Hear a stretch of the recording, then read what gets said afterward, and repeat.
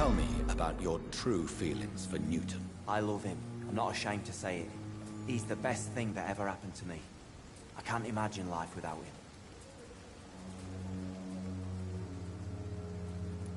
I admire your honesty. It takes courage to stand up to society. The world needs people like you to create change. Courage is what we needed in the trenches, looking death in the face every day. I speak plain. I speak my mind. Have you always been this straightforward? All I know is, before you saved me by the sewer, my only regret was I wouldn't be able to hold or kiss Newton again. I love him, that's all. Why should you be ashamed? I'm not, I said. But Newton sees it differently.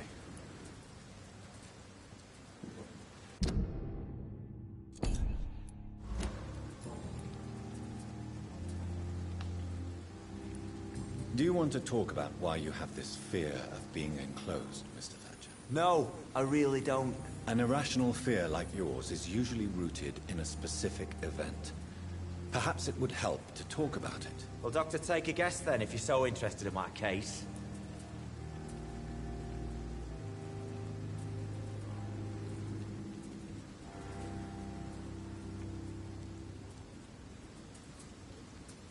When I rescued you, you expressed joy at seeing the sky again.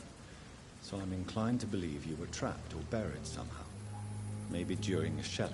Jeez, you're good, Doc. You're really good. Go on, please. Tell me more about it. Newton and I were trapped in a circulation tunnel after an artillery attack. We were buried alive for several days, without ever knowing if we'd be found.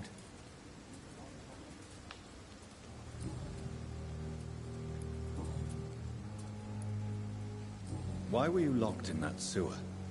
What happened? I went by the canal after an argument with a friend. Got chased by these fucking wankers and had to barricade myself in, despite my claustrophobia. Tell me about your claustrophobia. Has anyone given you an official diagnosis?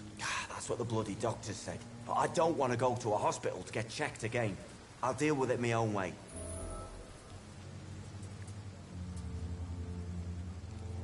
Why did you run? What was the reason for your argument? Newton wanted me to go to a hospital. I can't stand being closed in. Makes me feel like I'm suffocating.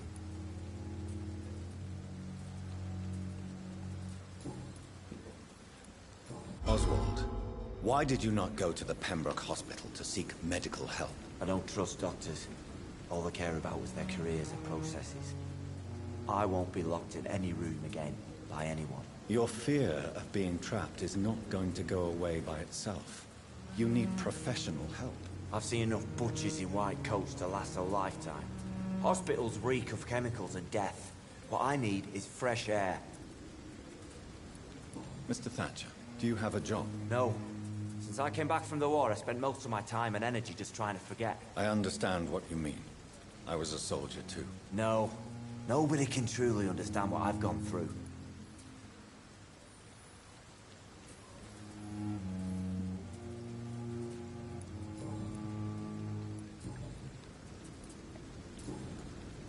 Goodbye, Mr. Thatcher. Try to take care of yourself.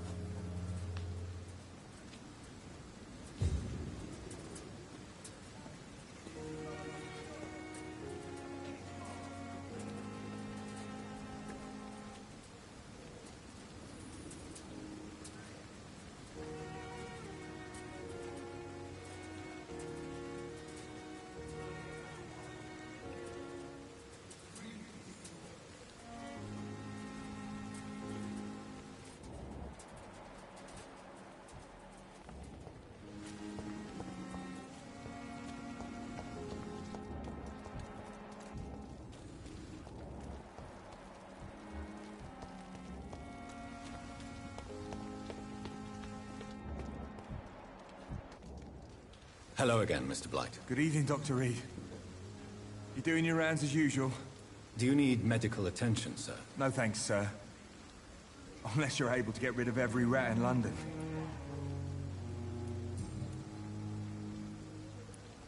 How do you feel about Oswald Thatcher? You are more than friends, aren't you? I love him. I love Oswald. We knew we wouldn't survive the war without each other. But I am terrified, Doctor. What frightens you so much? What if people find out? Oswald says I'm ashamed, but it ain't that. It's more, well, you know, I never thought I'd love a man.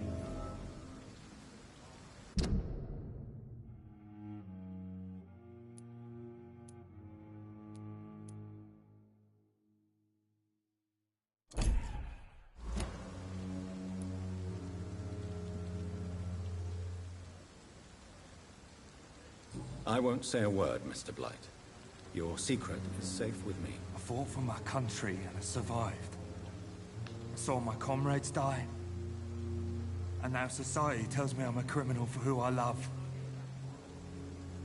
It makes me so angry.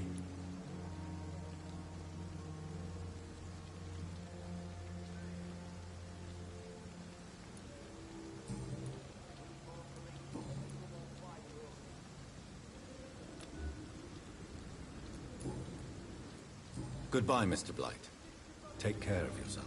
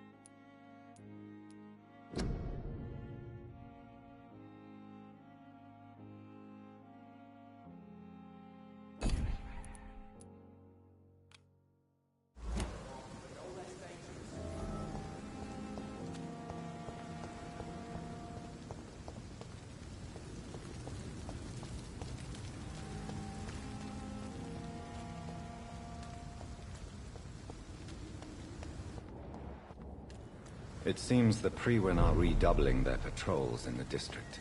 Best I must be moving more on. careful. See how we...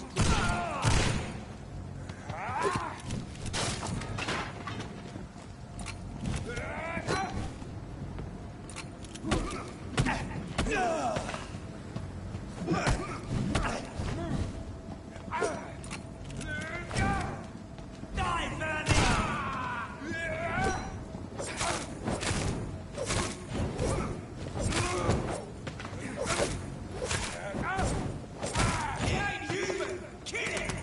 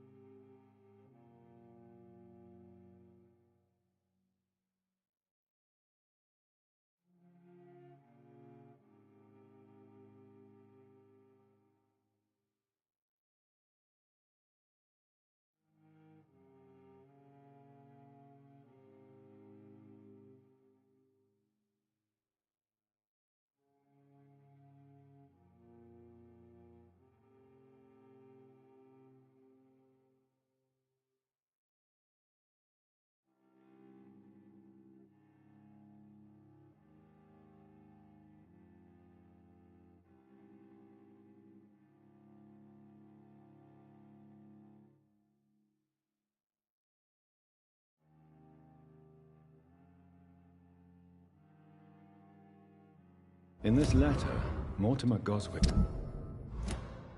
does nothing to hide his desire to die. I could give it to his mother, but doing so would betray his trust.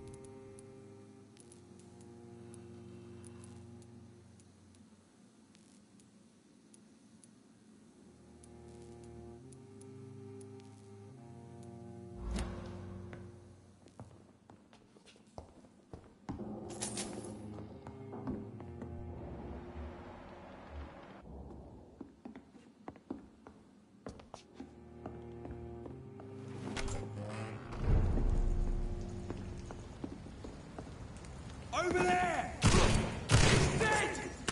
Oh, Christ!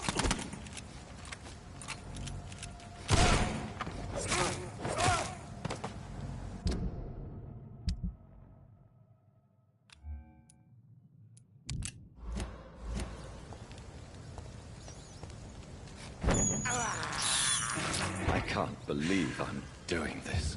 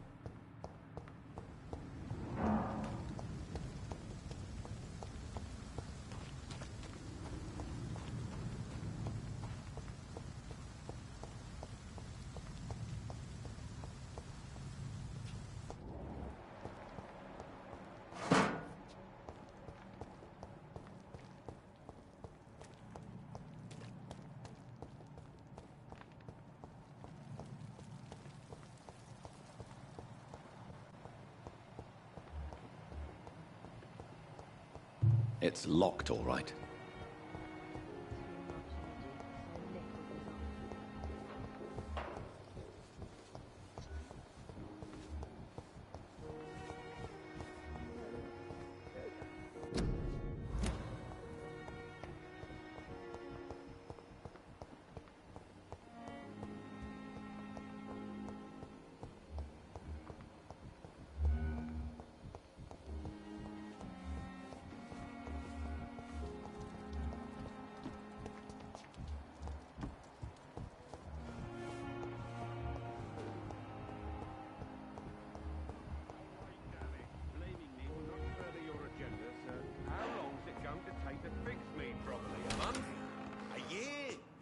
To disapprove of our methods, and you will kindly. Good evening, Doctor. How is my son doing? Your son asked me to find this letter, Mrs. Goswick. However, I thought it would be preferable to give it to you. I already know what I'm going to read. Mortimer, why are you acting in this way? I have done everything I can to help you, but it's not enough. We will talk about this letter later. I understand that you need some privacy. Before you leave, take this for your trouble. Thanks to you, my son still has a future. Perhaps.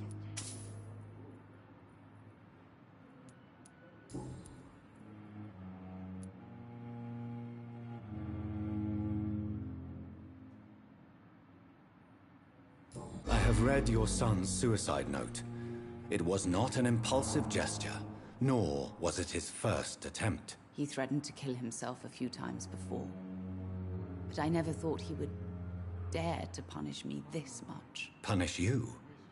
Why? I've known for a long time he was not happy with his life. But I always hoped he cared enough to avoid making me suffer like this. Do you realize your son could try to kill himself again? He might succeed next time. I think about it every minute. But I won't stop fighting for my son's future. That's how much I love him.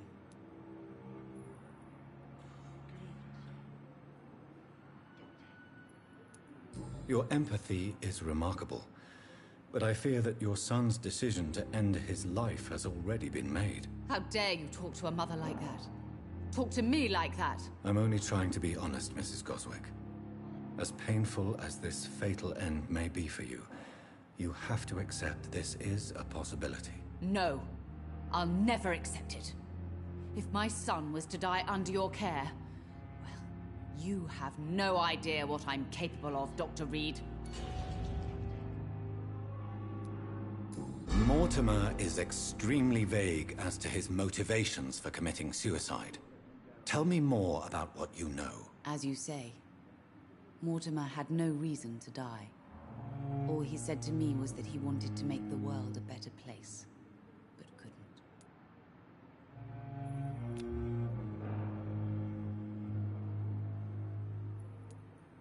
Why did your son feel so useless when facing the world? I think it was more that he could only see the melancholy facets of life. He couldn't help but dwell on such things.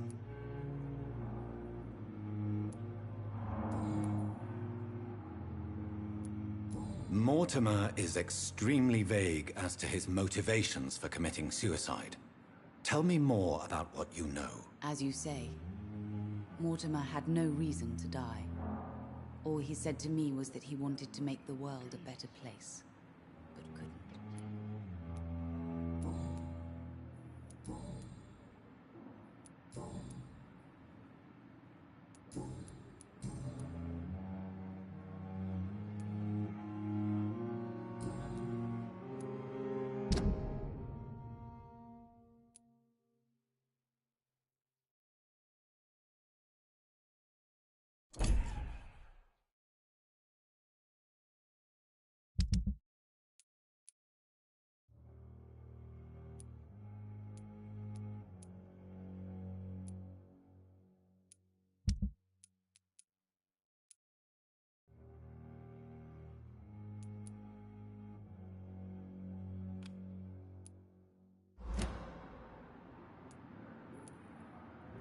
Goodbye, Mrs. Goswick.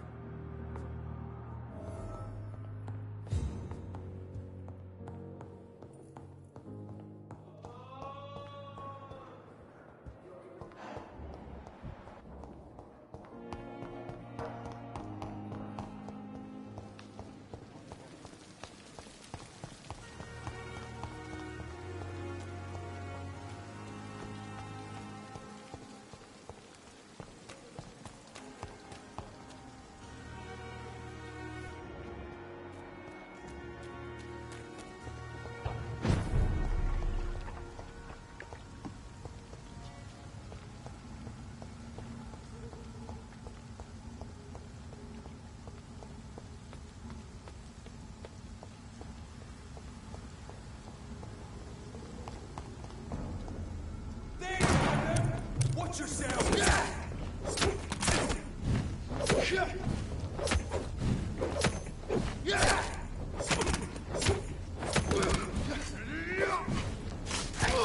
He's dead!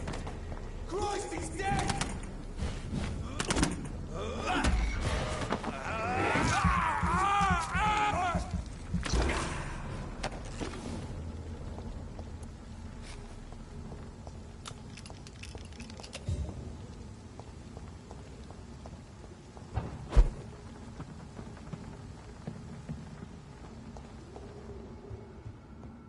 I cannot enter.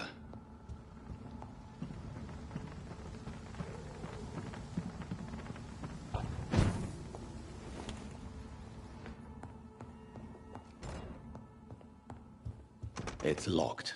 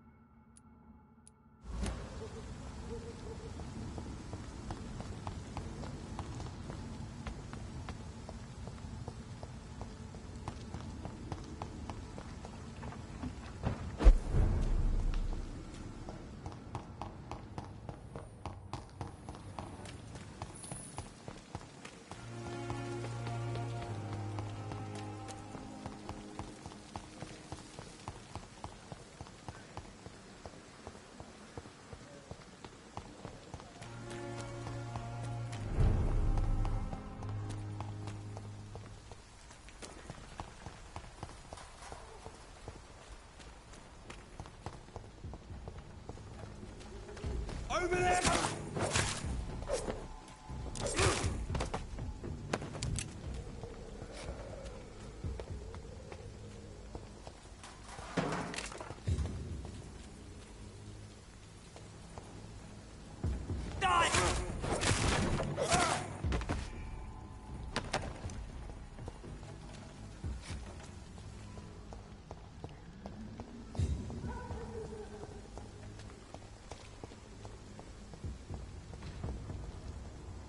See them fancy clothes? This one's a top!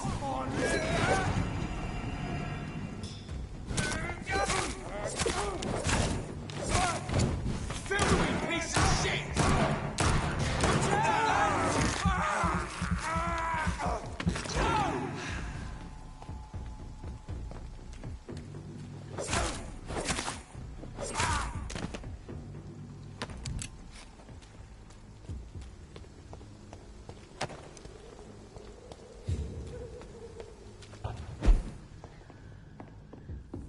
It's locked, all right.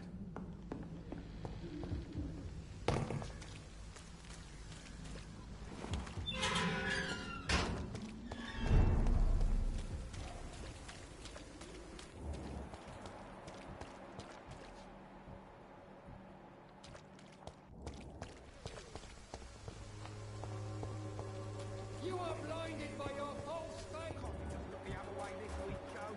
Come on, we can sort it out right in the short.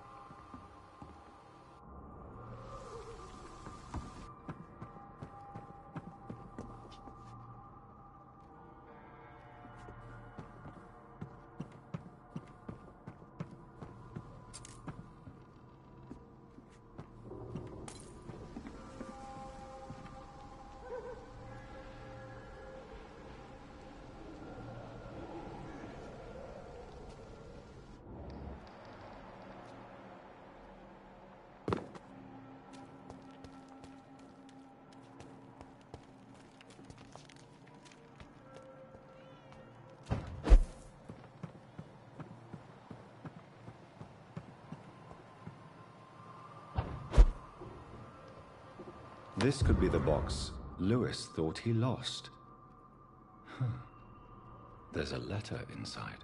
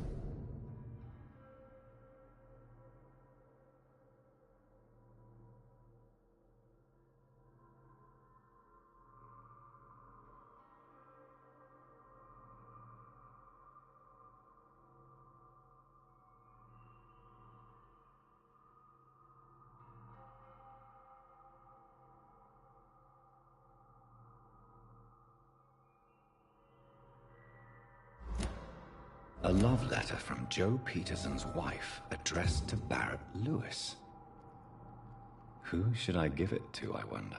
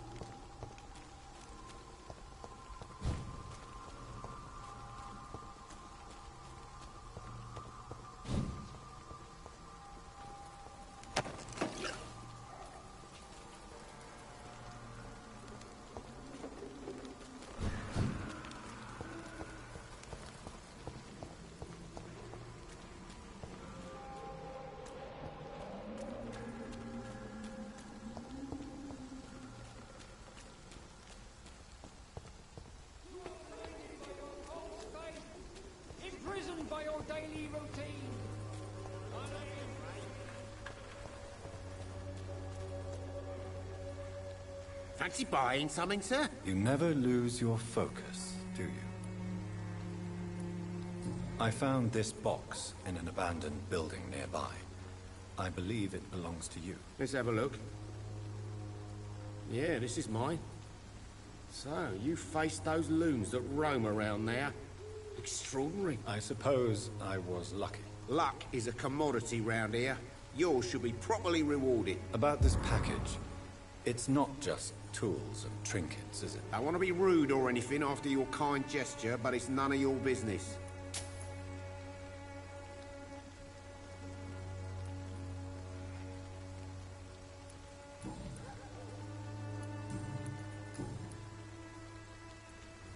Joe Peterson.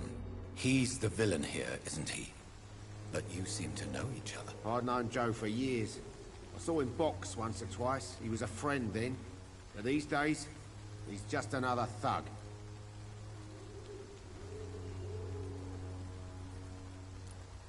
What can you tell me about Mr. Peterson?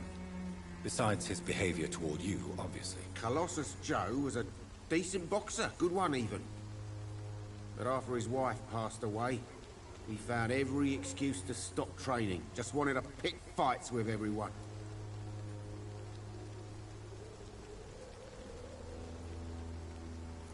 It's never easy to find a new path in life, especially after the loss of a loved one.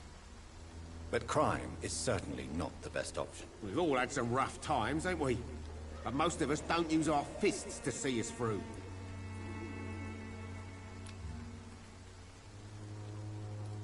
And no one has ever stood up to this thug. Nobody would be fool enough to stand against a wet boot boy. Barrett, you had an affair with Joe's wife, didn't you? Yeah, I did. She's the only woman I loved. My first regret is that she stayed with Joe after Harry was born. The second is I never shed a tear when she died. Do you mean you're Harry's father? No one will ever know for sure. And it's better that way. And I don't believe I'd have been all that bad as a dad. Did you ever try talking to Joe? Never. But I suspected he knew everything, even without knowing it. And he decided to make me pay in his own way. What do you know of Harry Peterson? The boy seems so fragile. Not like his father at all. Harry's a good boy, but he spends most of his time complaining. He's had it tough, all right, but he needs to grow a pair. What troubles him exactly? But despite being his father's son, almost everything, I think. He never wanted to come to Whitechapel in the first place. Hates this place more than most of us.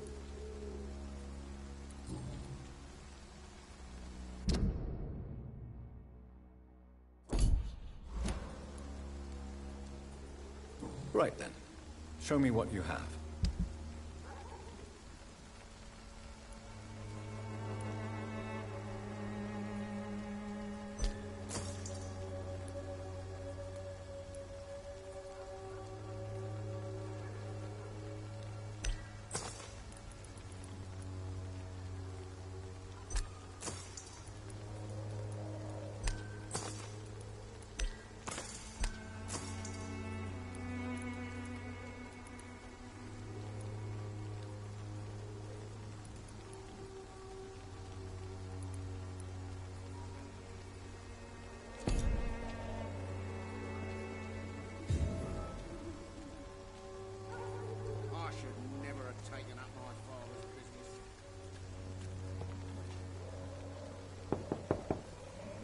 Good evening, Harry.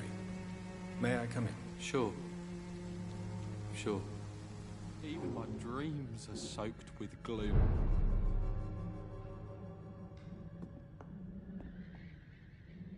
So, may I ask you a few questions? I'm not bothered. What could be worse? Do you need any medical help, young man? I'm feeling okay, I guess.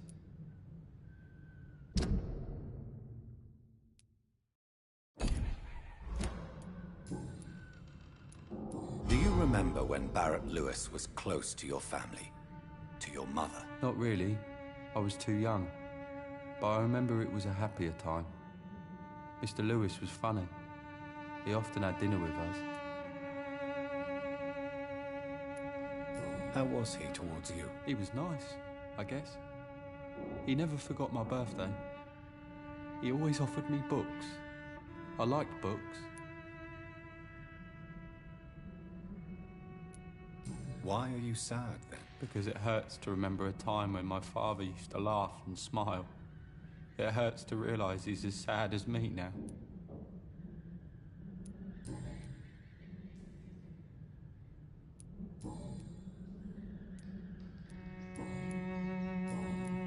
Have you any recent news of Nurse Crane and her dispensary? I don't believe in miracles, but it seems the epidemic has been kept at bay for a few days.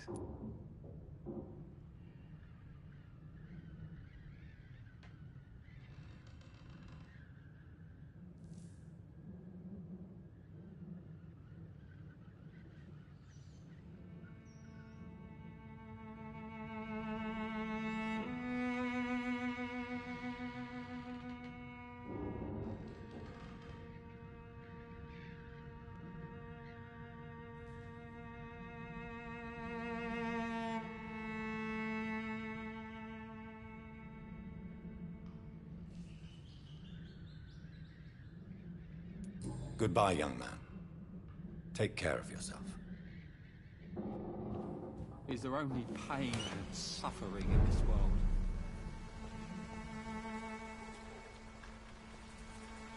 You again? What do you want this time?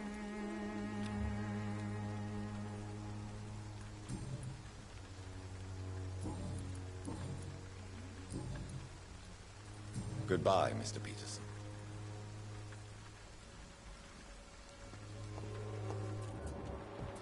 I'm cheap and I'm clean.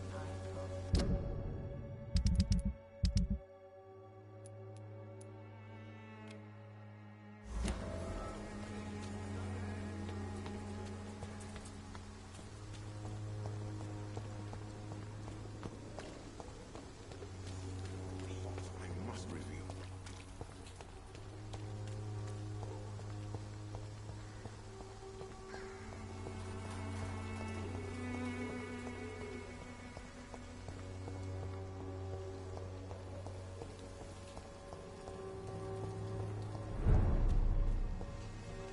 Lively! Die, vermin!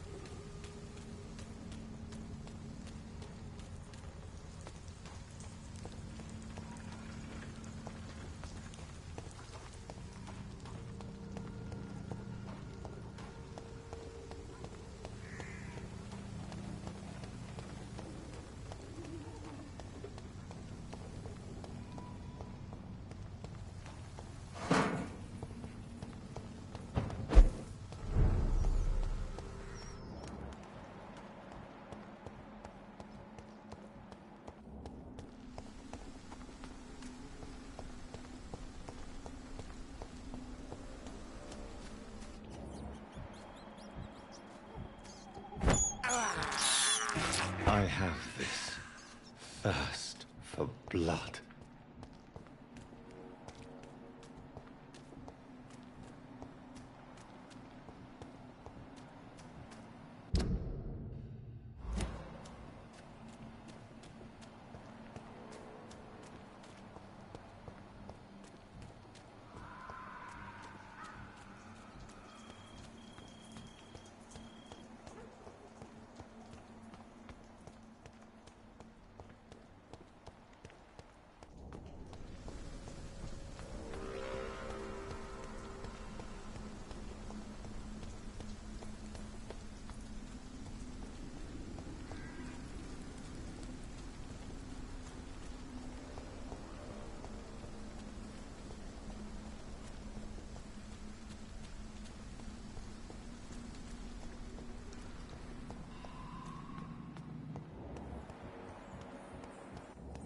This man's far too old to be Samuel. No. By the look of his clothes, this man's a docker.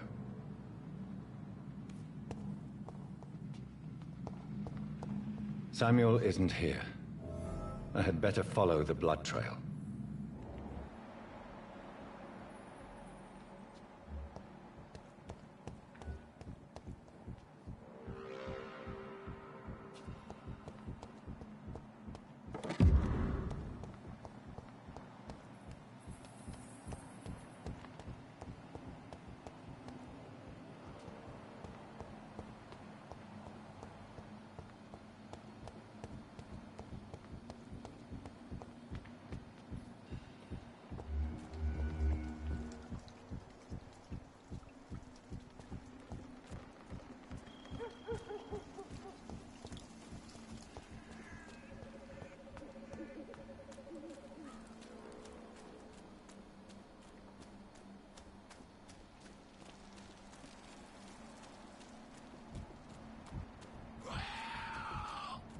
As I feared, Samuel no longer preaches the good word.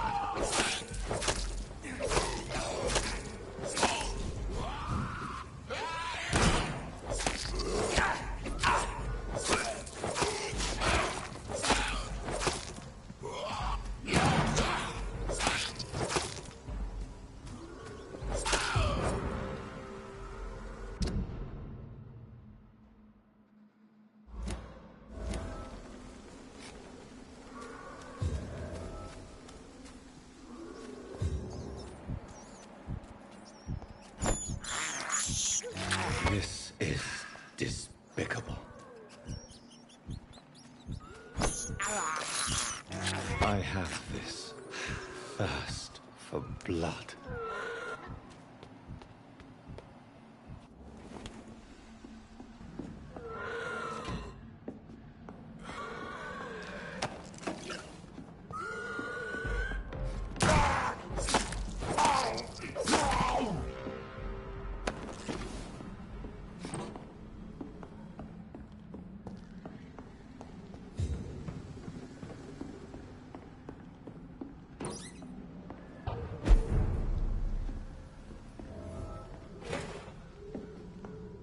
It's locked.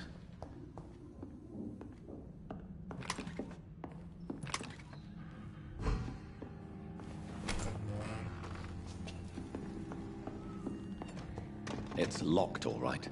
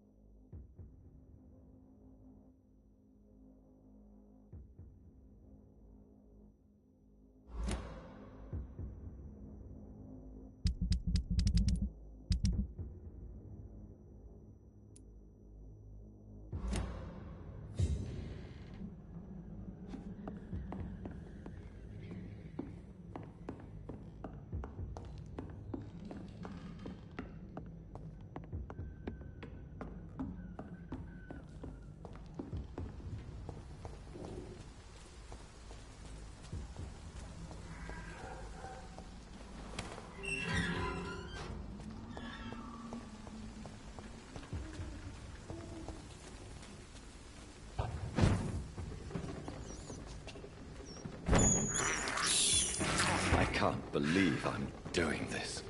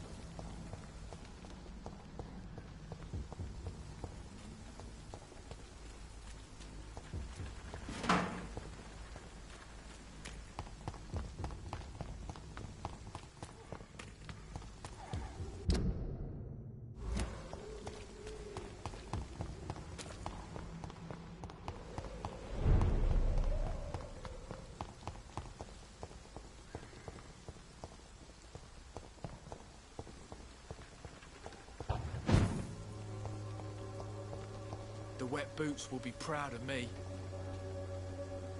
How are you, boy? I'm not your boy, all right? Now piss off. Do you need assistance? Please. Feeling tired these days. There you go. Let's hope nobody steals it from you. Very funny.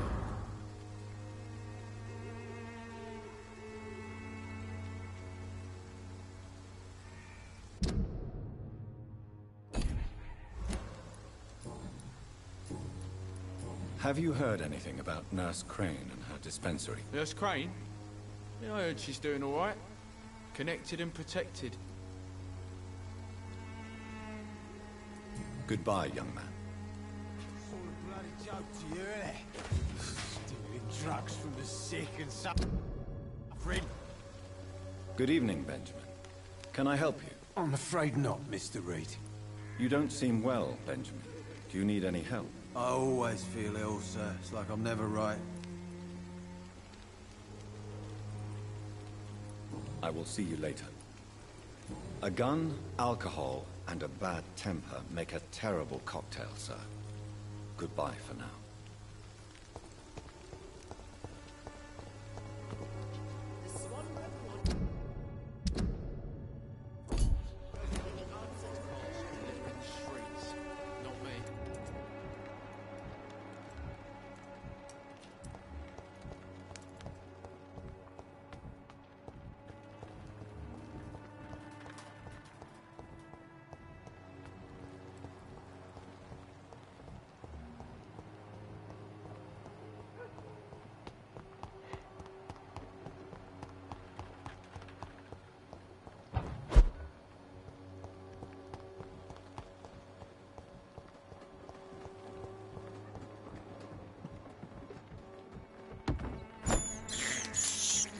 This is despicable.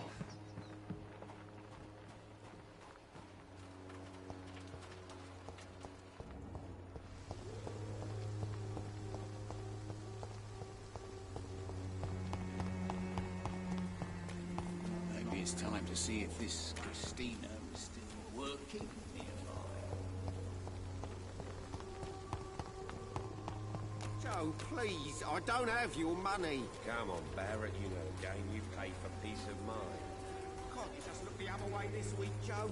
Come on, we can sort it out, right? It's not my call, Barrett. You paid one way or another. Please, Joe. How long have we known each other? We even used to be neighbours, for Christ's sake. I'd prefer not to give you another beating, Barrett.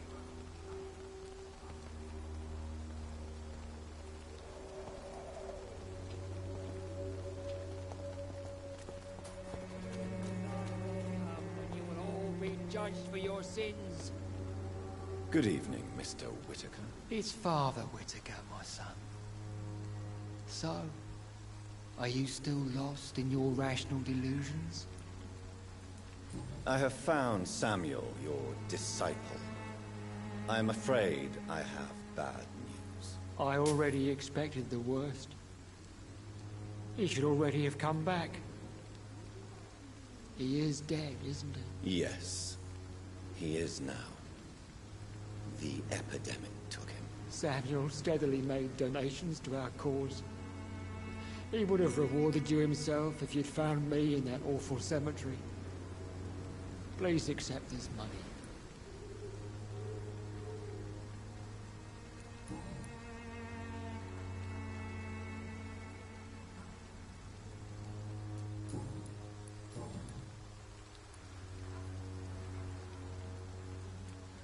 Tobias Whitaker, confess why you burned those people alive. I have done what no one was ready to do. I will smite the flesh of the unclean to protect the righteous.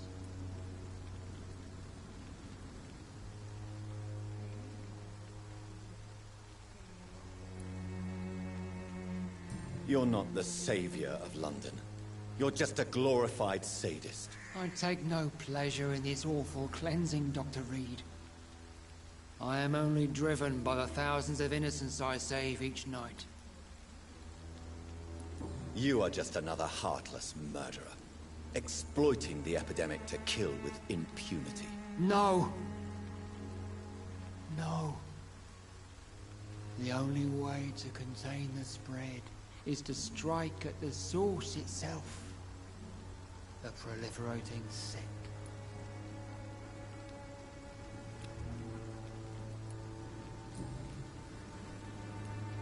Why did you send Samuel to the cemetery, Tobias? What did you see there? I sent him on a vision. A dream of a dreadful and laughing queen covered with blood, sleeping with the dead and feeding on the fear of the dying. A laughing queen dressed in blood. Tell me more. This epidemic is her feast, the announcement of her return. Against her, science is no more than a child's toy. But who is she? She is the mother of harlots and abomination of the earth. She is Babylon, drunk on the blood of the saints.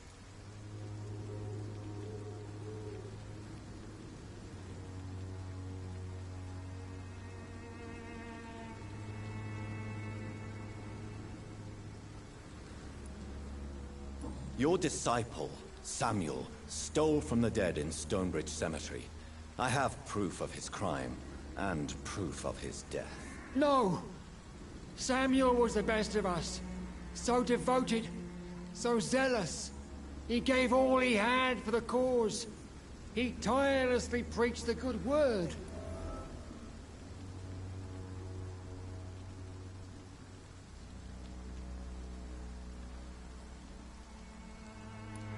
He defiled the dead with his petty thefts. That's how he financed your misguided crusade. Think what you will. When this city is saved, he will be praised for his devoted fortitude. He walked boldly into the mouth of abomination. Your precious Samuel used you. He was an immoral crook. If that's true, then he will be my burden to bear during this endless night.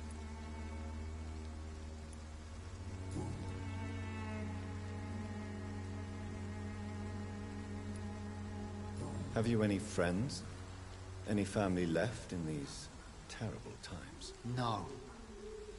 But I have a disciple I see as my son. He is so devoted. I sent him to preach the good word in the heart of this corrupted city.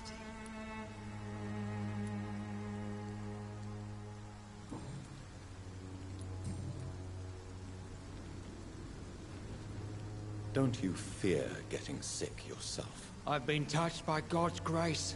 I am perfectly healthy. I have had enough for tonight. Goodbye.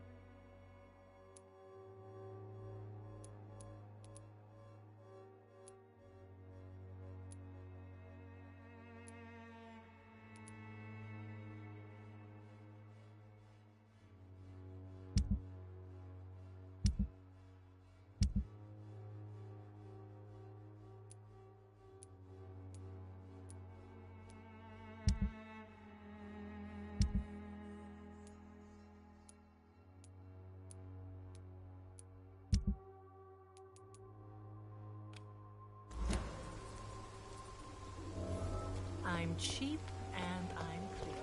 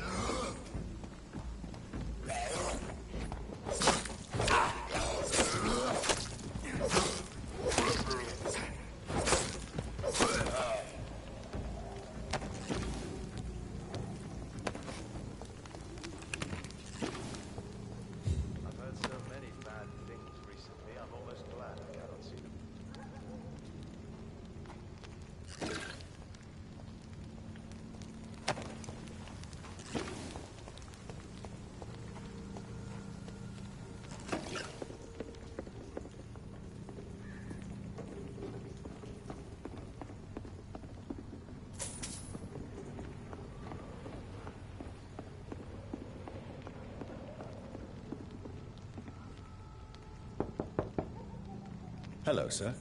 Sorry to disturb you at this hour. I'm a doctor inquiring about the epidemic. May I come in? A doctor, you say? No, thank you. All right. I shan't insist. Goodbye for now, sir.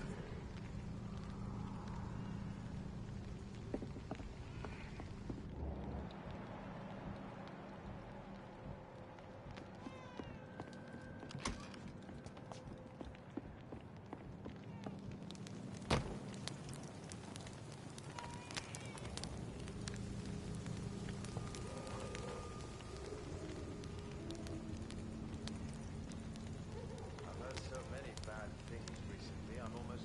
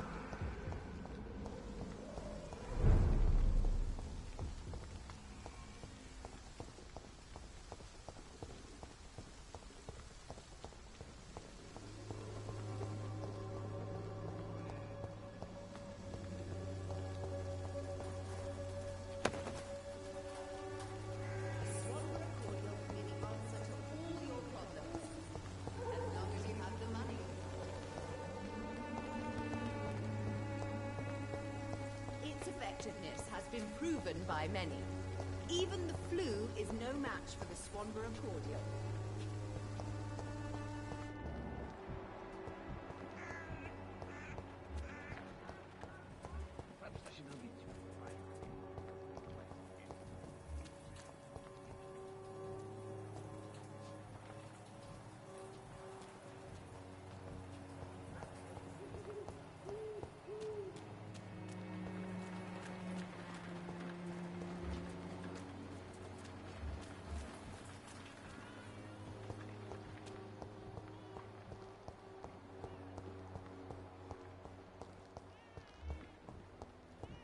I'll send you back in a fucking grave!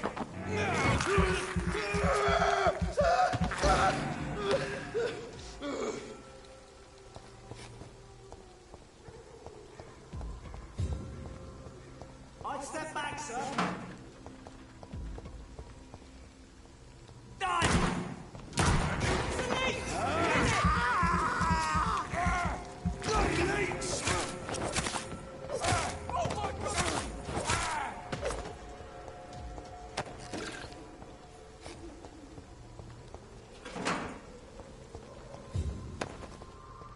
It's locked.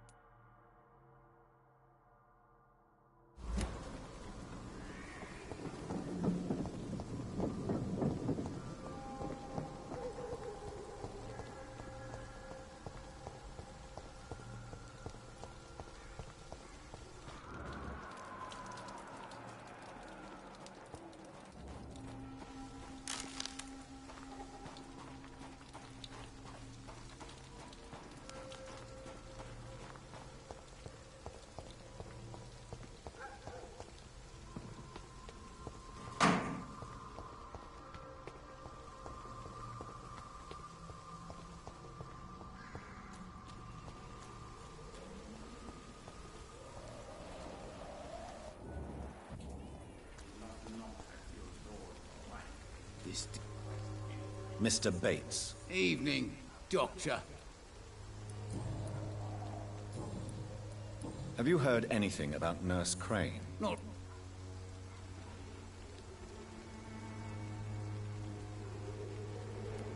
A man such as yourself, knee-deep in the muck of Whitechapel, must know more.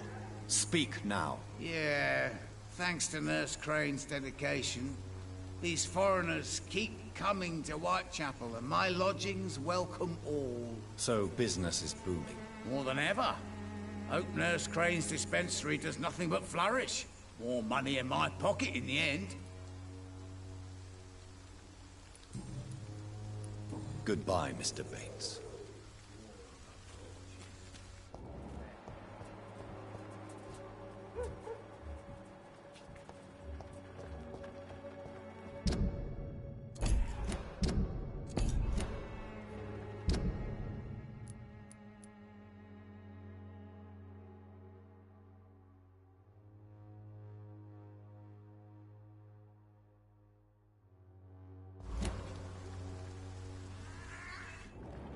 When science fails you, this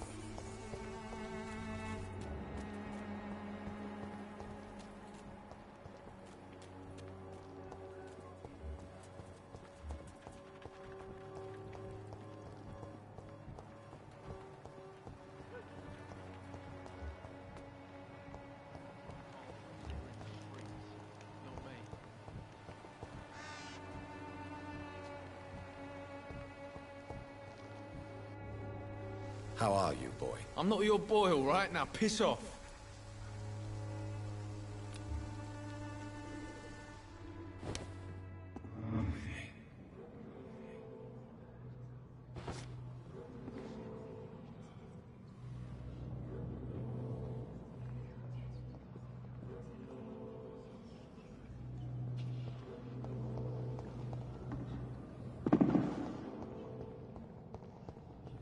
It's locked, all right.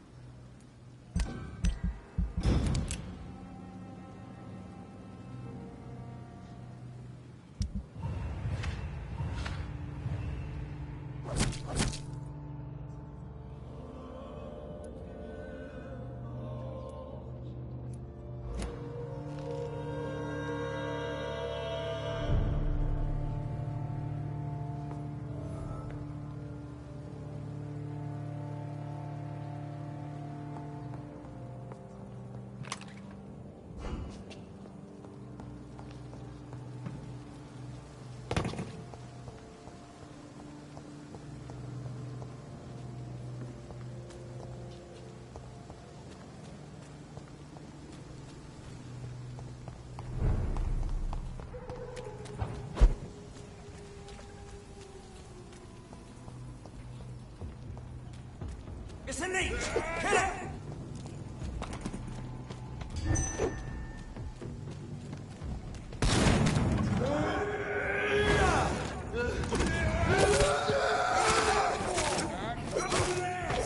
There's one of them vermin!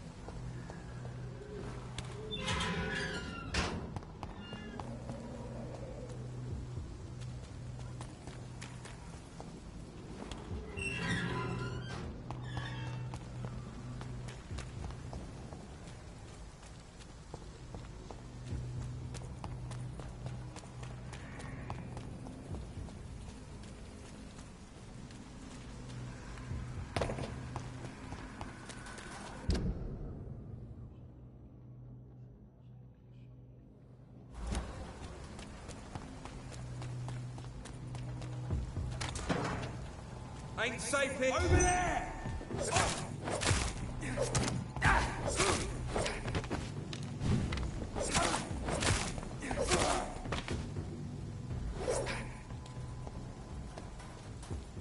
Die, vermin!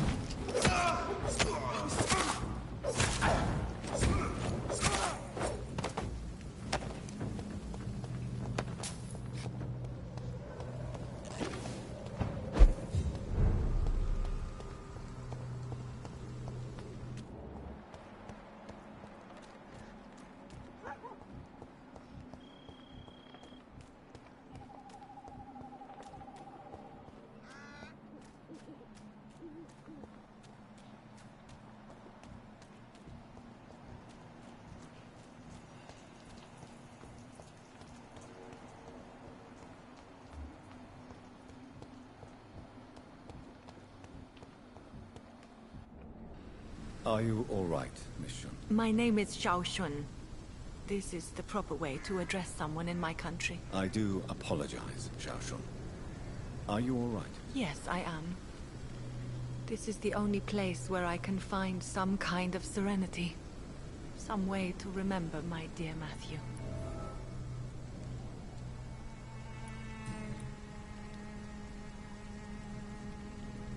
You should go home now. No, not yet.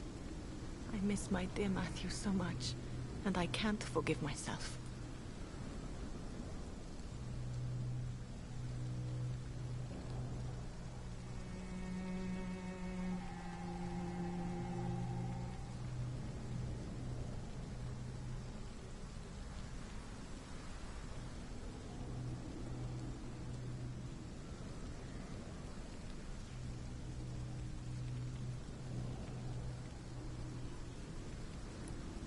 You realize you can't stay here forever, don't you?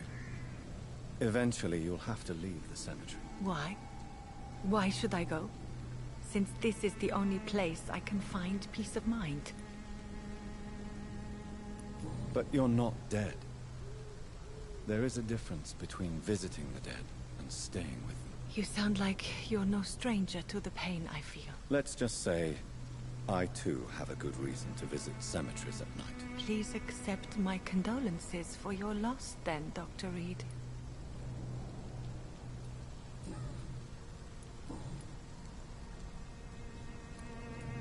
Tell me how your husband died, Xiaoshu. Matthew died of the Spanish flu, like so many others. It's a mundane cause of death these days, but for me it meant the end of the world. At this time, there is so little medical science can do to defeat this terrible epidemic. I'm truly sorry. The worst thing is not his death, even if it tears me apart. The worst is not to have seen it coming, to have lost him so quickly, even before realizing it. Did he hide his condition from you? Matthew was a smiling type, a happy sort. Everything that I am not. Did he laugh at his death to come, or did he not realize what was going to happen? I'll never know.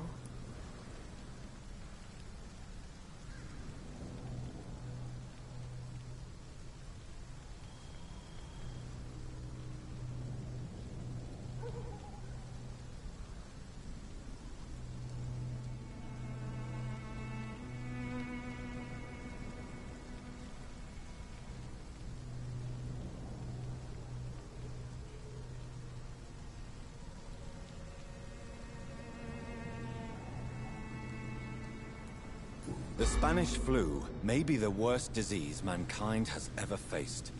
Why are you blaming yourself? You don't understand.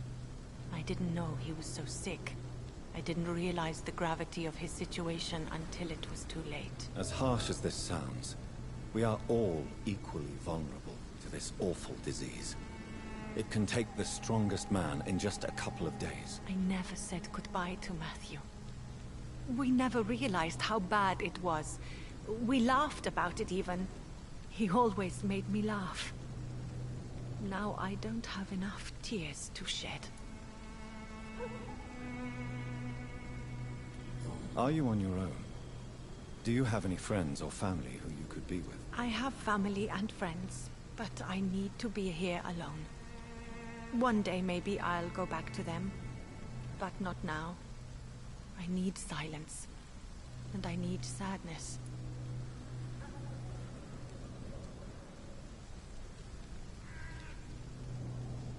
Sadness can be a terrible trap. It can entangle you and weaken your heart if you let it control your thoughts. Thank you for your sincere words, Dr. Reed. I sense you trying to help me, even if I don't quite understand why.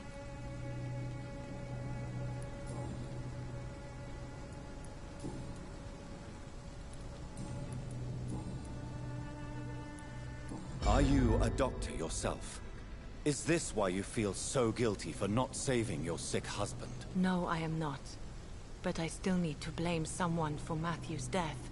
And who else, if not his wife, who did not see it coming? I'm a physician. One of the best in the country. But I was unable to save my own sister, Mary. She died in my arms. Why tell me this? Is it supposed to make me feel better? No. But I felt I should share it with you, since she is buried here too. May I ask what caused the death of your sister? You could say she was also killed by a terrible disease. A disease I have sworn to fight and cure, no matter how long it takes. Thank you for sharing that with me, Dr. Reed. Maybe it's time we start to rebuild our lives, you and I.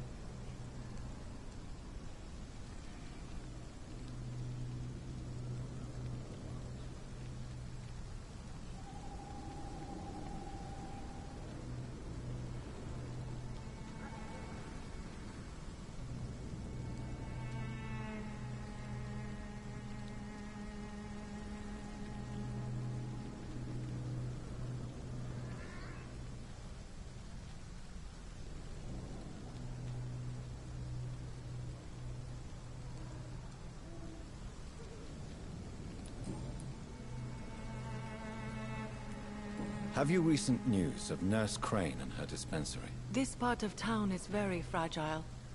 I hope the trust so many people put in her will not be betrayed.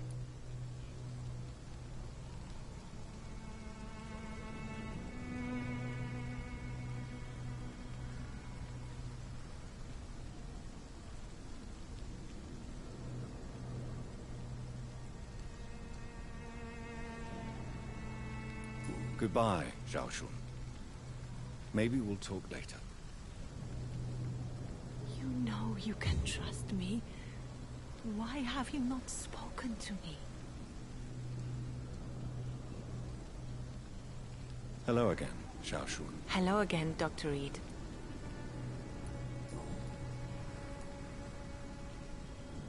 You should go home now. I think you're right. Cemeteries are for the dead, for they need silence too. Thank you for your honesty and your wisdom, Dr. Reed. Thank you for your company, Xiaoshun. Take care on the way home. Maybe I'll see you again in Whitechapel. Goodbye for now.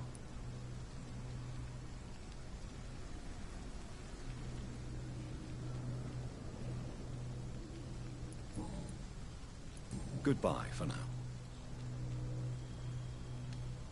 You know you can trust me. Why have you not spoken to me?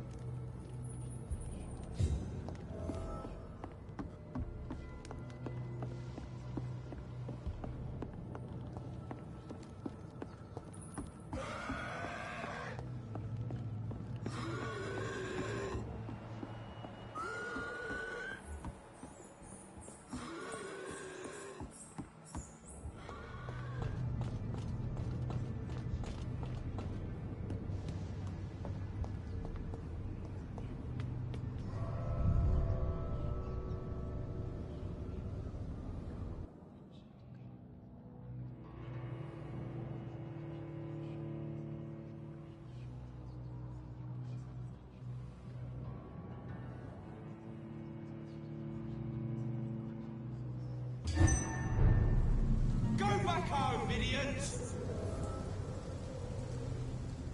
Speak English, do ya?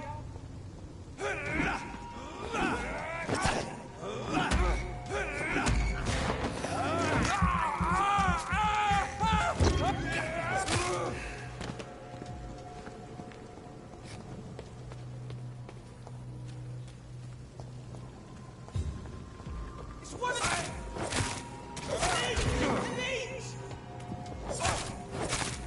Get their weapons ready! We found one!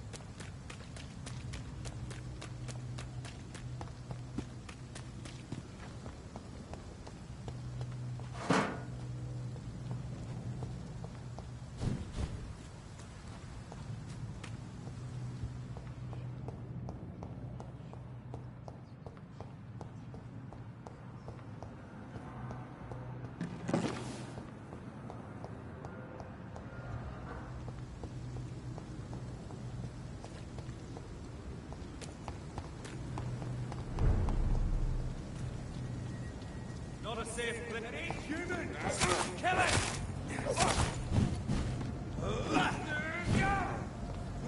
Away with you! Oh my god!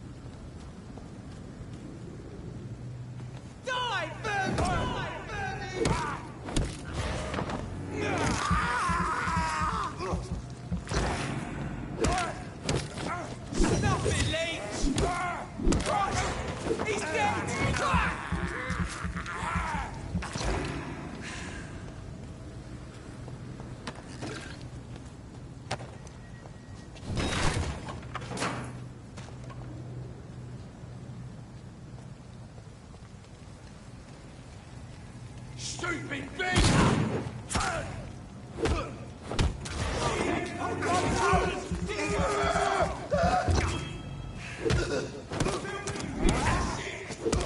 He's dead!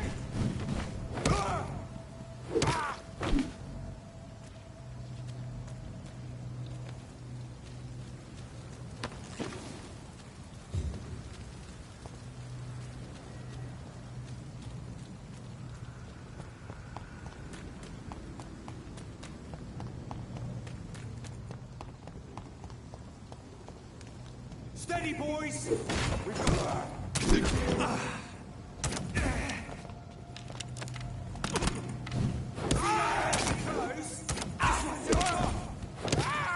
Christ, he's dead!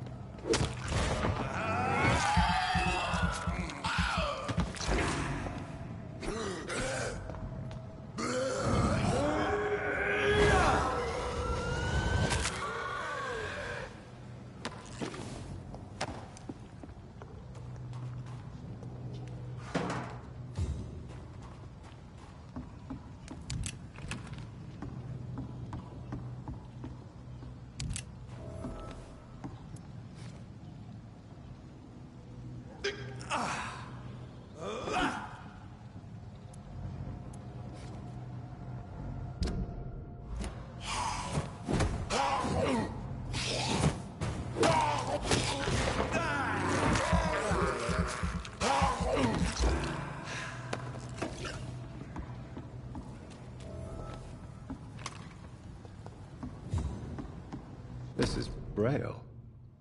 I need someone who can read this.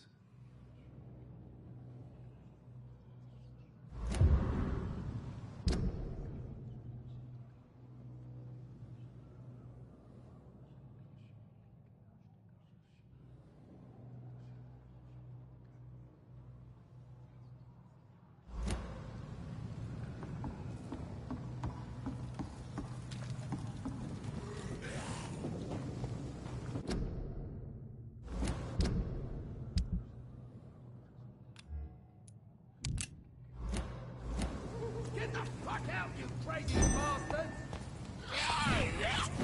You won't get me here! Get out!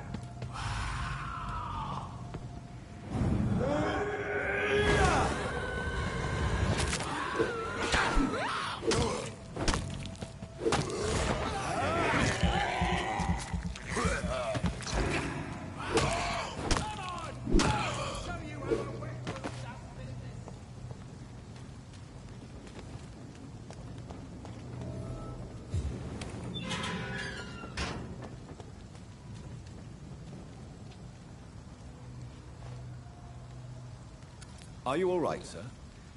What are you doing in a place like this? I'm not sure that's any of your business. I hope you realize that staying here will put your life at great risk. Pah! I'm not afraid of these guards of Priwen, or whatever these thugs call themselves.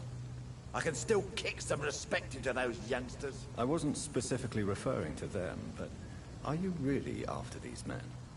Why? They took my boy! I've had no news since he joined that crazy gang.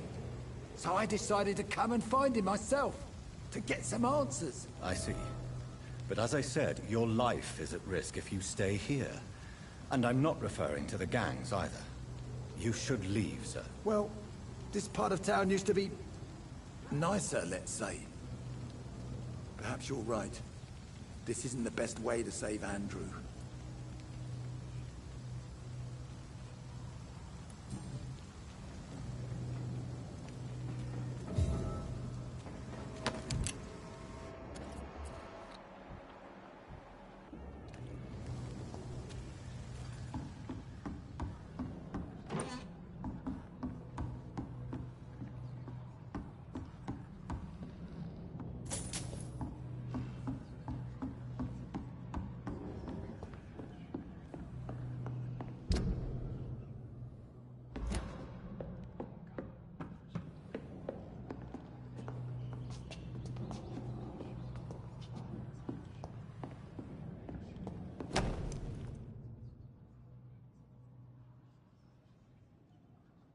There is a name engraved under the blood on the back of the case.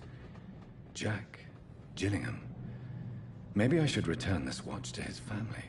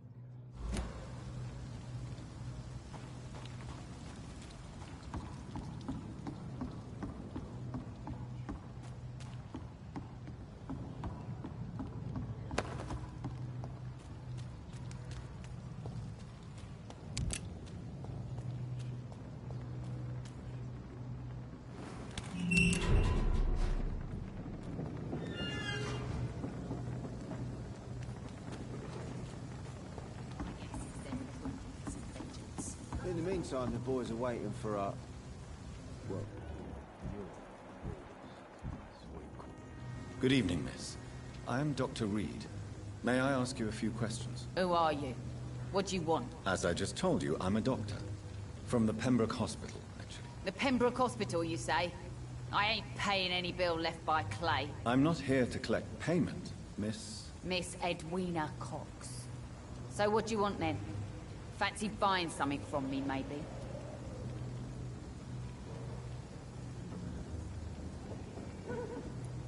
I'm looking for Mr. Sean Hampton. Do you know where I could find him? The sad saint? I heard he was mugged or something. Yes, he was. But he left hospital recently. You don't say.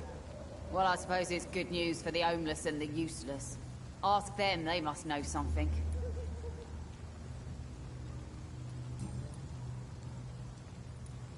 What can you tell me about this part of town? You can't trust anyone around here. As soon as you lower your guard, you can be sure some arsehole will take advantage of you.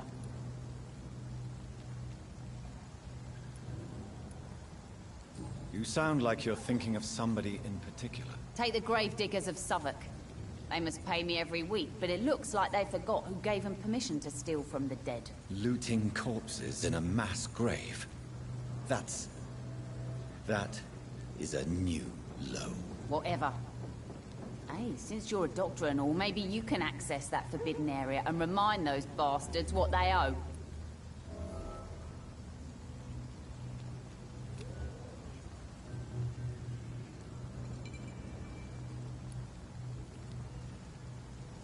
Really? Don't you think that's a little bit excessive? Bastards, all of them. This region only responds to violence and threats.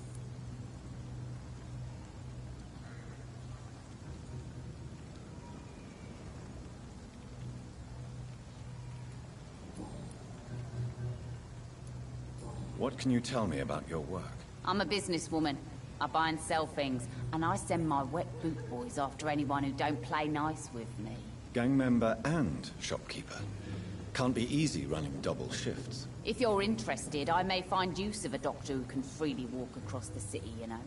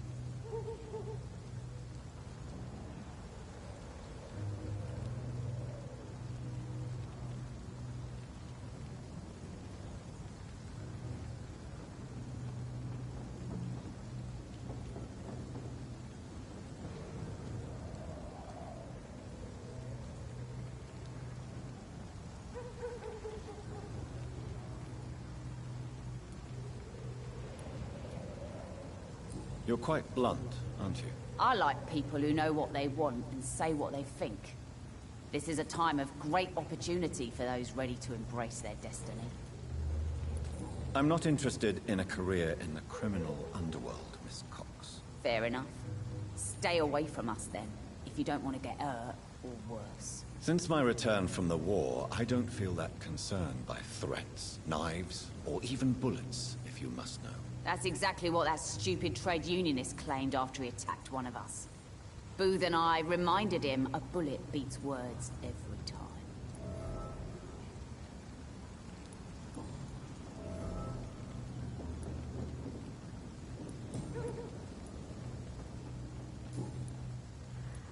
Tell me about the man you and Booth killed, Edwina. The bastard killed one of us and received retribution. There's nothing else to say.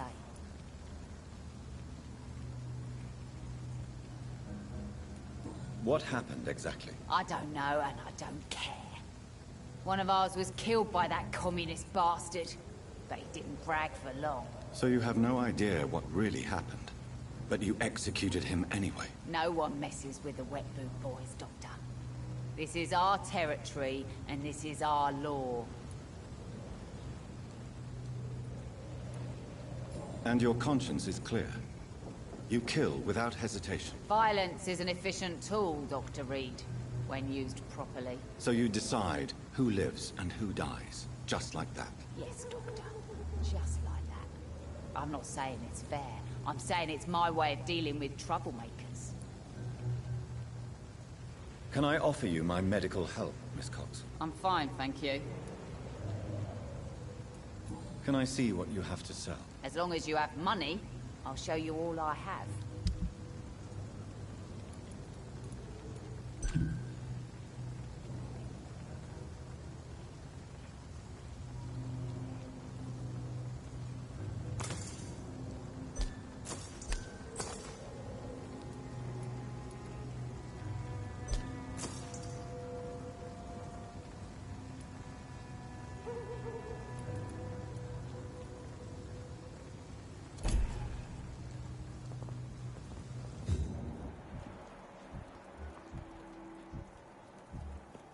Wet boots keeping things straight, these parts will be running completely amok.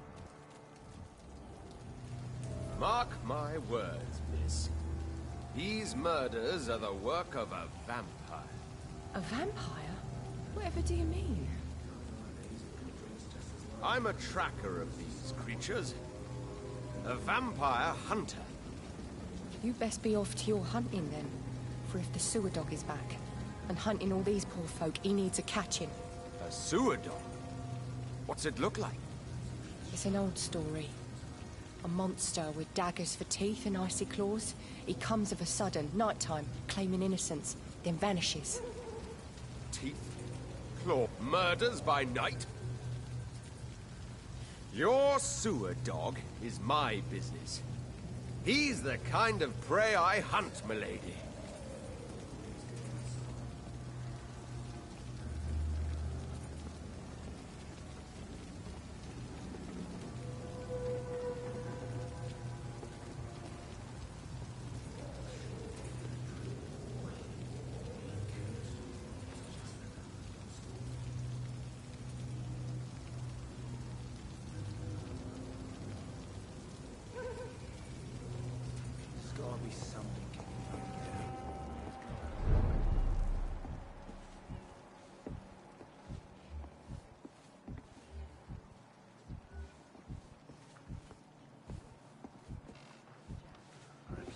Shut the turquoise for a time.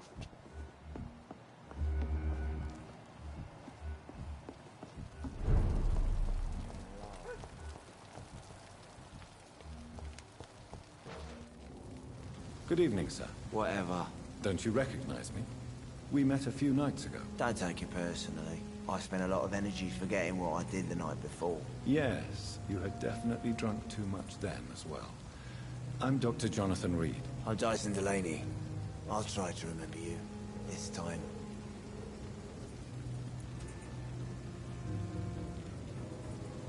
Inebriation aside, do you need medical help? Yes. I feel sicker than usual these days. Take this, then. And perhaps you could try to slow down the alcohol intake, too. Hey, Doc, you don't really want me to stop the only remedy I can afford.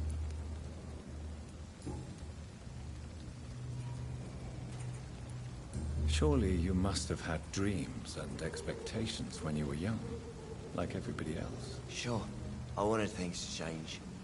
To really change. And to change for good. The bigger the dream, the harder the fall.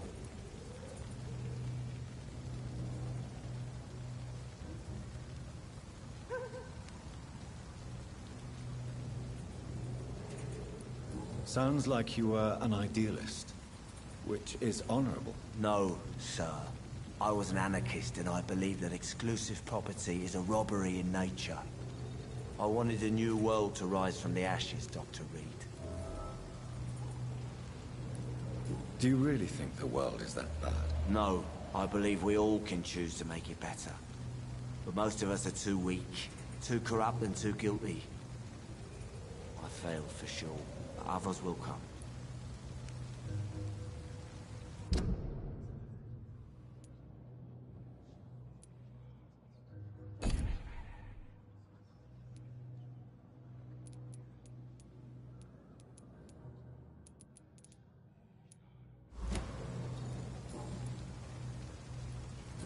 want to know more about your past as an anarchist, Dyson? I'm still an anarchist, Doctor, make no mistake. I just reject violence as a tool to change the world, unlike my comrades.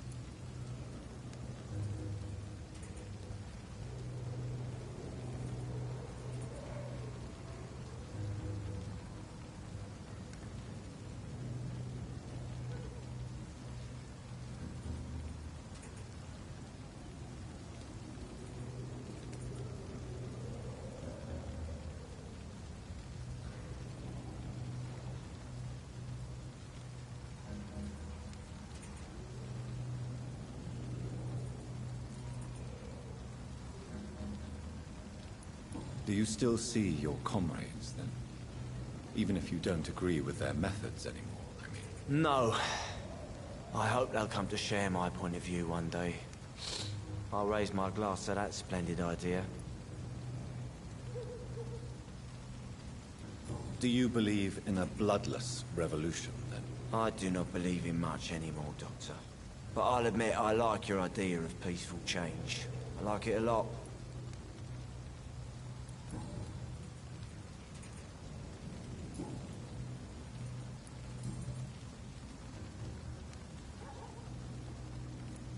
Is there anything in particular that you like about this part of town? Except for the cheap drinks, I mean. How dare you say such a thing? I love this neighborhood. So friendly, so joyful. No reason at all to rejoice, then. Life is hopeless and then we die, is that it? Let me tell you a story.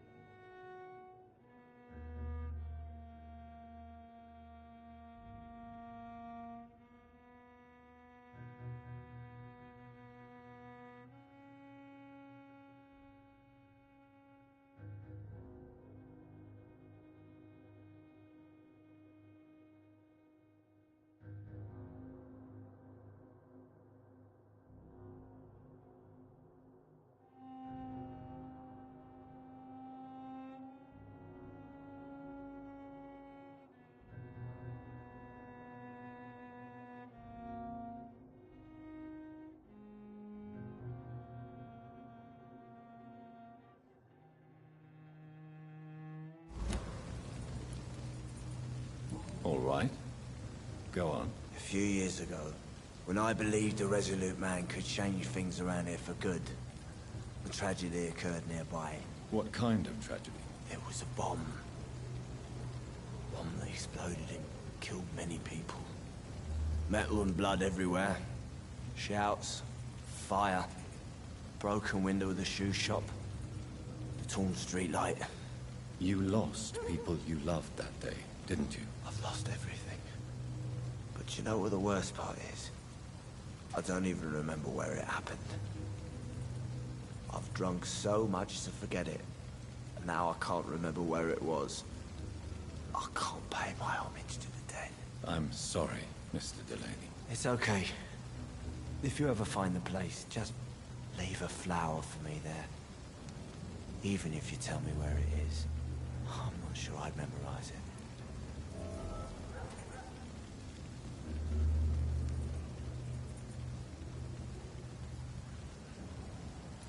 What do you do for a living, Mr. Delaney? I drink. I drink in the morning and at noon. I drink at night. And then I drink some more. Why do you drink so much? Maybe it's because I prefer dying slowly. Death can be so abrupt. Personally, I like to see mine coming at my own pace. You sound very sad, sir. That's because I am Doc. Don't you work at all? I'd love to, but I don't have the time. Didn't I tell you? Drink in the morning and at noon. I drink at night.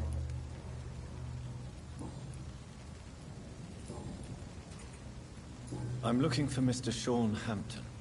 Do you know where I could find him? I really don't know. I heard he'd been abducted. I don't know if he's back. Who could tell me that? About a sad saint. I'll try asking Tom what's about it. Goodbye, Mr. Delaney.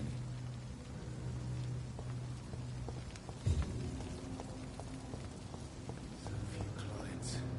With the epidemic, no one dares go outside. Poor Jack. He didn't deserve this. Evening, miss. Well, I never. That's a first. Customers who make that much mess rarely come back. Never mind in fancy togs. I'm much more myself than when we first met. By the way, I'm Jonathan, Dr. Jonathan Reed. Welcome back to the Turquoise Turtle then, Doctor. I'm Sabrina Cavendish. How can I help you?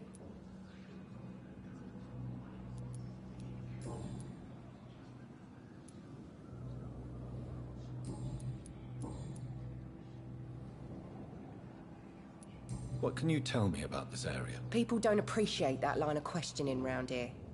You best be more careful with what you say, sir. You look concerned, Miss Cavendish. This is a bad borough.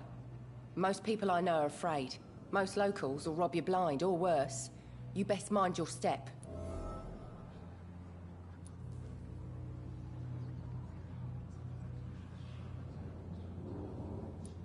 I have nothing to fear from the people round here, miss. Yeah, I'm a brave woman myself, Dr. Reed, but I'd be a fool to think I'm invincible. This place seems, how shall I put it, very colorful. I'm sure it has plenty of stories to tell. We get people of all sorts here. It's that rare place in the docks where you can have a drink without being murdered. At least it's not happened yet.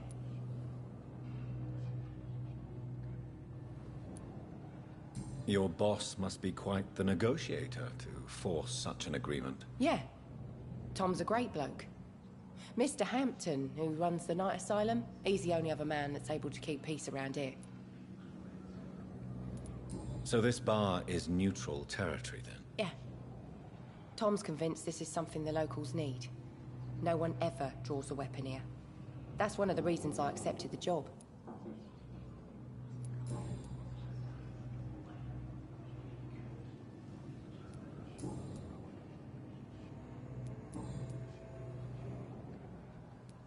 Excuse my curiosity, but where exactly are you from, Miss Cavendish? Something bothering you?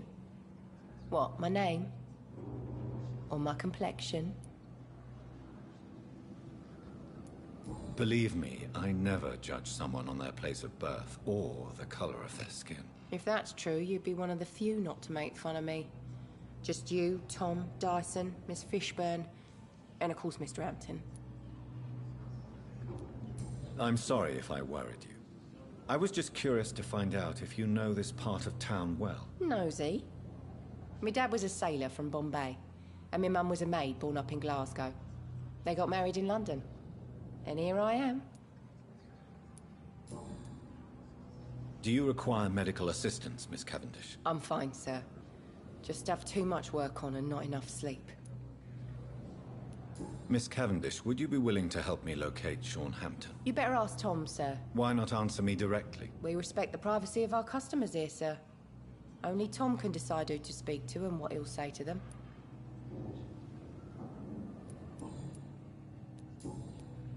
Goodbye, Miss Cavendish. Offered a drink to the boy. He cursed all. He's just another lost orphan.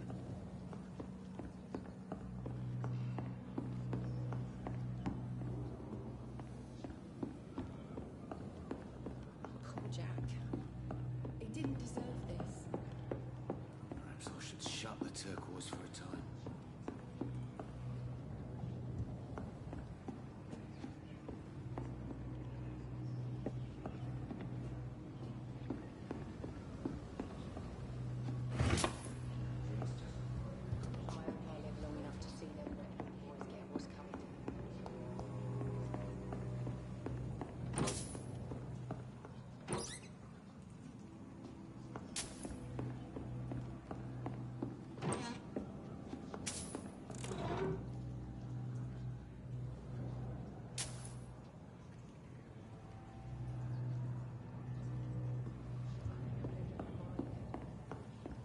I should just run as far away from this place as I can. So few clients. What would it... Good evening, Tom. Good evening, sir. How are you tonight? Back to the docks, are we? You remember me, then? Of course I do. You're that man who seemed so lost when he entered my bar a few nights ago. Thank you for your hospitality. I'm Jonathan Reed, by the way. I'm still Tom Watts. Welcome back, Doctor.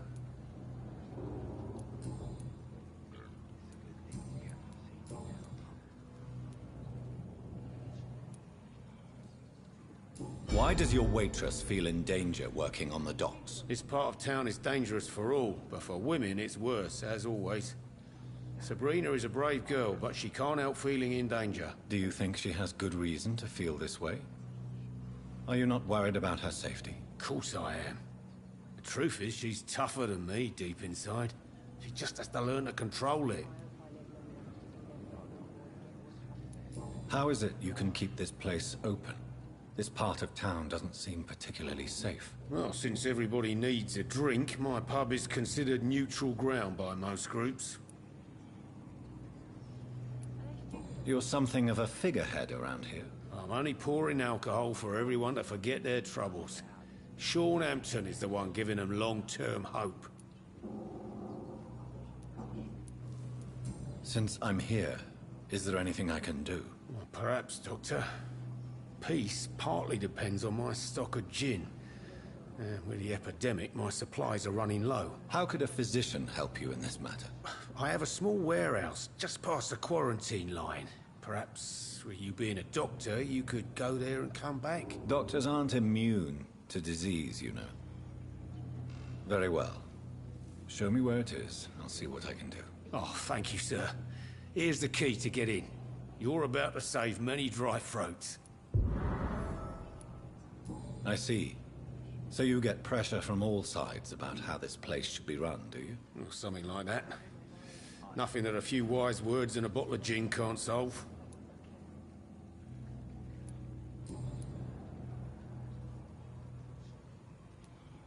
What can you tell me about this part of town? It's not that bad.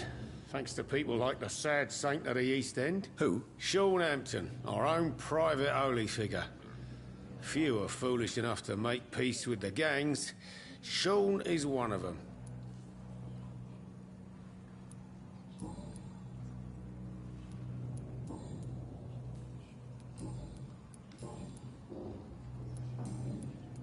Tom, I need to find Sean Hampton as quickly as possible. I've been told you could help me. I heard the sad saint was recovering at Pembroke Hospital. Did he leave or something?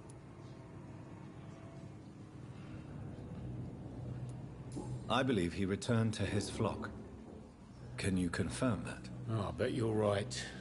Sean can't help but worry about the poor and sick. Oh, I guess it has something to do with what happened to him as a baby. Please, tell me. Well, I don't like to gossip, but I heard that the sad saint was abandoned as a baby in front of a Catholic orphanage in Dublin. That would explain his faith and need to help everyone. The important thing is I find him, quickly. Why not try his night asylum? He takes care of those who need a meal or a roof there. Where is it? It's in an old warehouse, northwest of here. Just follow the bank to the west and go north when you reach the end of the pier.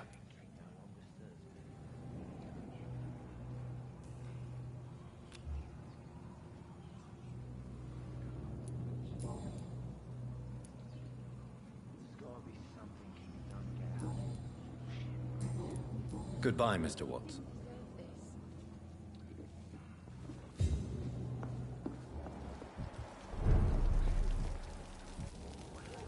Good evening, sir.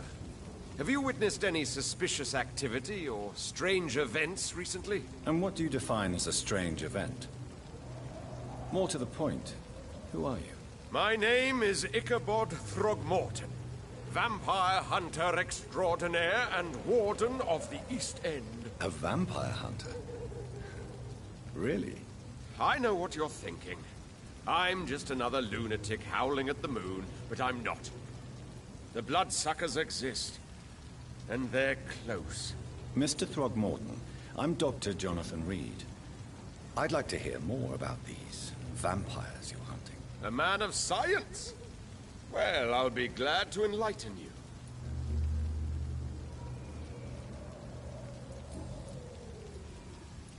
So, how exactly are you protecting these people? I'm curious. I patrol late at night, investigating anything unusual. I try and encourage people to stay indoors, but people are careless. How do you identify a vampire? It's simple, really. They can't stand daylight. They're afraid of garlic and holy symbols. They also cannot enter a house without being invited. Have you ever killed one of these creatures? Yourself, I mean. Of course I have. What kind of question is that? It's a dirty business, believe me. Can I help in any way? Actually, yes. I plan to put up posters to alert the population to the vampire threat. Are you asking me to paste posters about vampires around the docks? If you wouldn't mind. If you did that, then I can focus on my patrols. What can you tell me about this neighborhood? Did you hear about what happened to Jack Gillingham? Poor boy. It's a shame I wasn't around to protect him. It's impossible to protect everyone. The violence seems endemic in this part of town. But it's my duty. I am convinced Jack Gillingham was killed by a vampire. These evil rodents are spreading like a plague.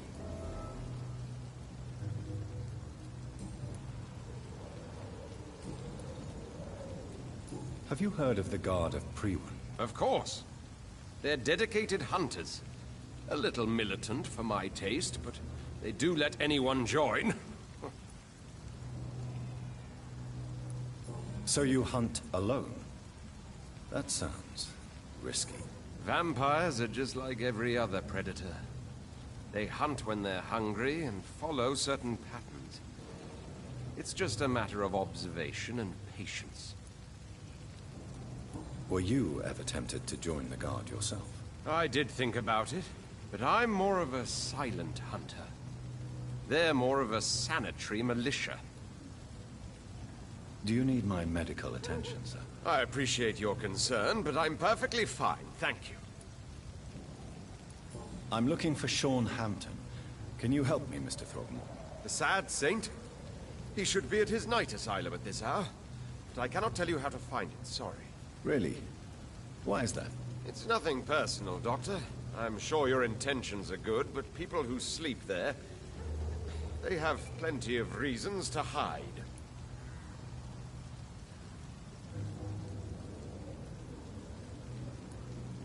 Maybe at least you can tell me who could help me find him. Tell you what, go and chat with Tom Watts. He's a bartender and good judge of character. If he talks to you, then it's fine by me. I could make you tell me, but I respect your refusal. You really believe Sean is a saint, don't you? All I will say is this. Gossip has it that when he was a child, he was molested. By a priest of all people. Funny thing is, though, it only strengthened his faith.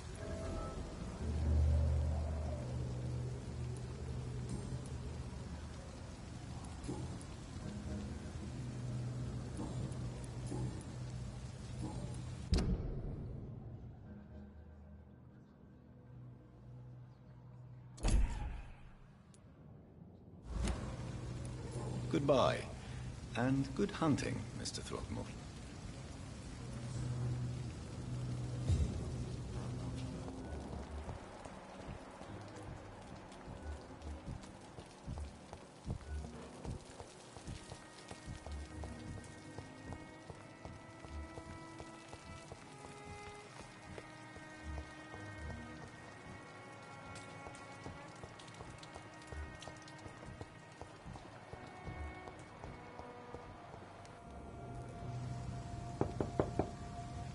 Good evening, madam. I'm Dr. Reed. Could I come in? Why? What do you want? I work at the Pembroke Hospital. I'm investigating the flu epidemic in this area. Oh, the Spanish flu. Well, that's quite liberal of you, Doctor. But this is no time to be knocking at people's doors. The disease takes away the good people too, madam. Why not let me in? It's Mrs. Fishburne. Stella Fishburne. And yes, indeed. Why not let a doctor in? Just grow eyes in the back of that head, sir. Gentlemen are easy targets in these parts. It's locked.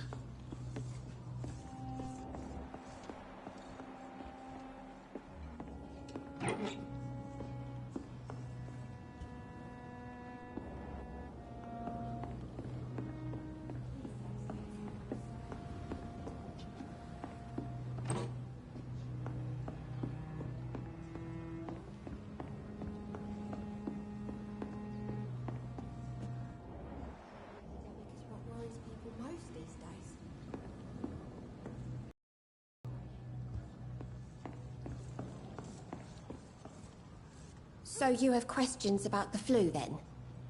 Yes, among other things. Forgive my rudeness at the door. It's just my son doesn't like strangers coming in the house.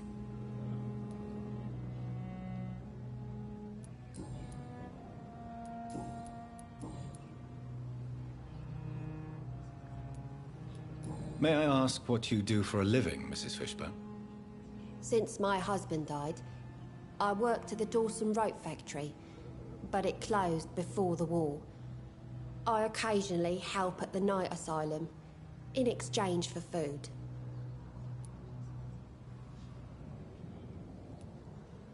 Did your husband die in the war? Oh no, my Jack was a docker. He died when my Seymour was just a lad. The poor boy saw his dad slip and fall from that scaffolding.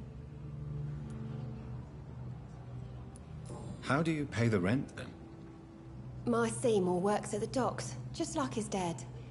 He's very attached to the house he grew up in. It's not always easy, but we get by all right.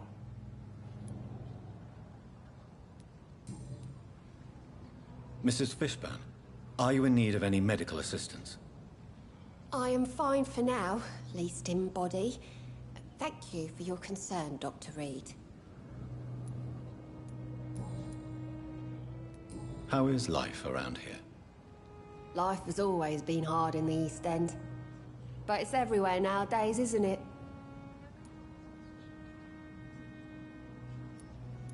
Violence has always fed on poverty, don't you think? It's a cruel law of the human condition. And selfishness is their rotten fruit.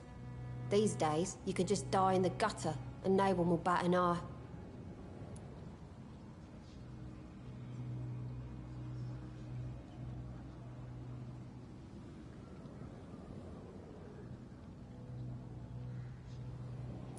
Do you think the increase in violence has anything to do with the epidemic? Don't know, but it's most likely linked to the gangs if you ask me.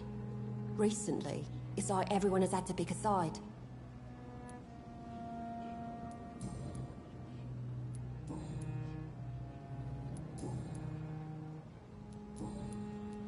I'm trying to locate Mr. Sean Hampton.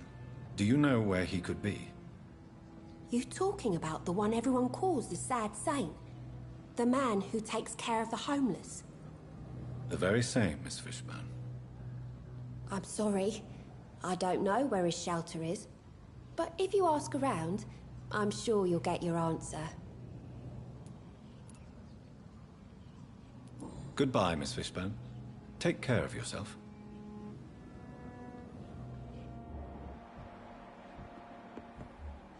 Please don't stay too long, sir. It's locked, all right.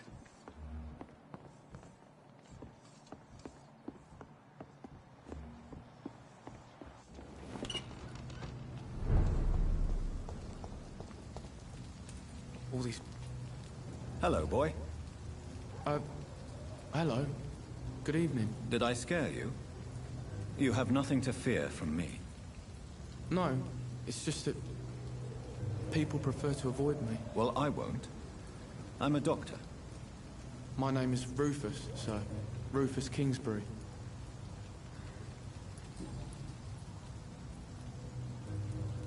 Are you alone? Where is your family? I don't have any. My parents are dead. So you have no home? You're sleeping rough? No. I mean, yes. I live on the streets. I have no home.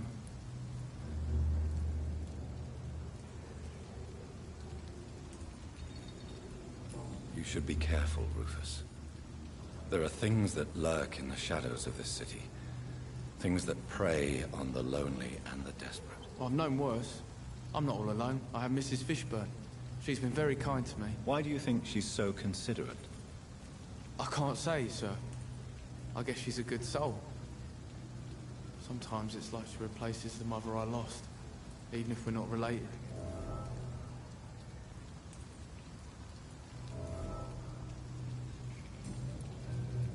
Do you know a man who lives in this part of town? A man named Sean Hampton. I'm looking for him. Sorry, sir. I don't know a lot of folks around here. Most prefer to avoid me. Well, I don't think you should talk to him. He may be very sick. Thanks for the tip. You might want to check the Turquoise Turtle. It's a pub not far from here. The barkeep knows everyone in these parts. What do you do around here, Rufus? I listen to the news on the docks, sir. And I smile at those kind enough to spare me a bob. What do people say about this place? Things have been tense between the Wet Boot Boys and the Communists. They both feel they should run the docks. What do people say about this place? Things have been tense between the Wet Boot Boys and the Communists. They both feel they should run the docks. Do you have a job? It's hard to work, what with my head and all. Since I was a boy, I've always had trouble remembering what I do and why I do it.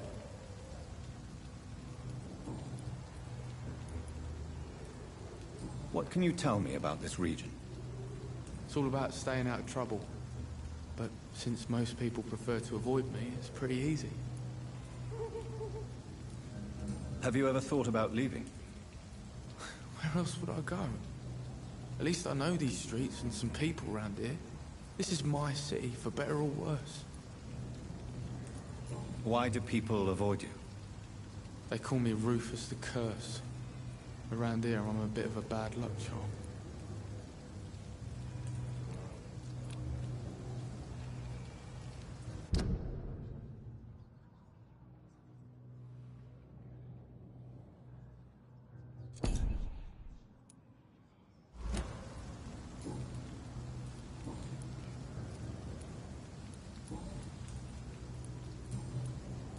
So long, Rufus.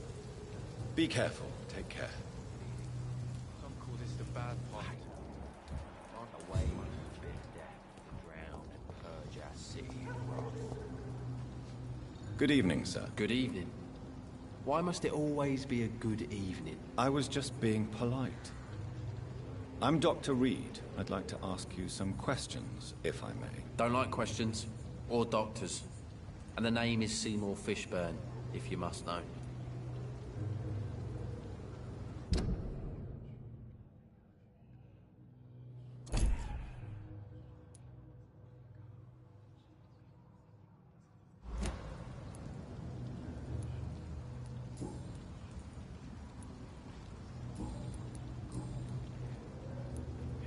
What's your occupation? I take care of my mum. It's what I do. She's the only good thing in my life. Even though I don't treat her so good. You seem upset. Is something bothering you? I lost the necklace I bought her. I'm a fucking idiot. A worthless idiot.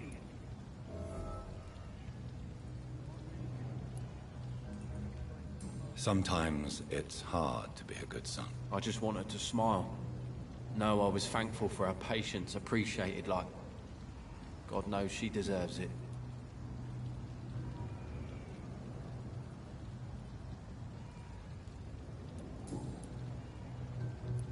What can you tell me about this part of town? A shithole filled with maggots. Liars and thieves, all of them.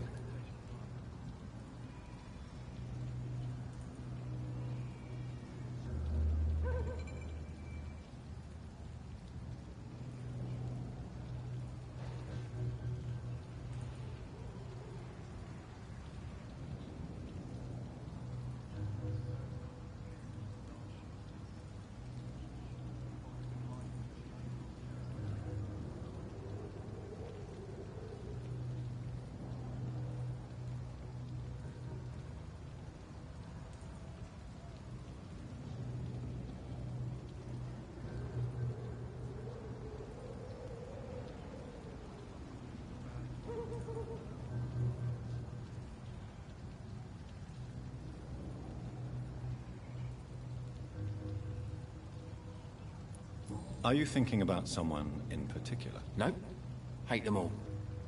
Especially these petty, whining little shitbag beggars.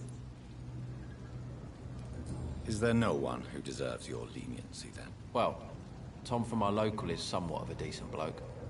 At least, unlike most maggots, he knows how to listen without opening his trap.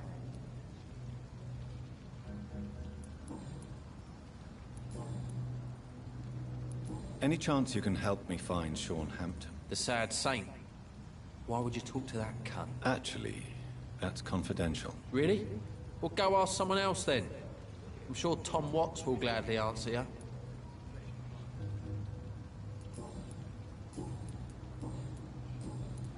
Goodbye, Mr. Fishburne.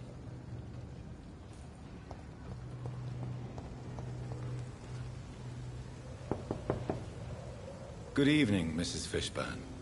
May I come in, please? Of course. Dr. Reed. I can't remember the last time I had a good sleep. I've been nothing but worry. It's locked. What can I do for you, Dr. Reed?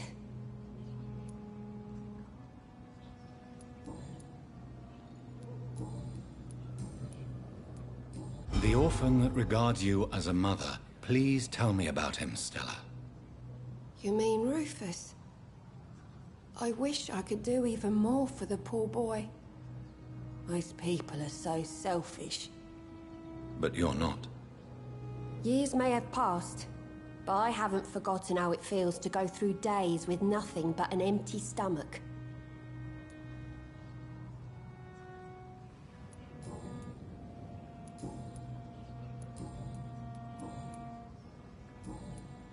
Goodbye, Miss Fishburne. Take care of yourself.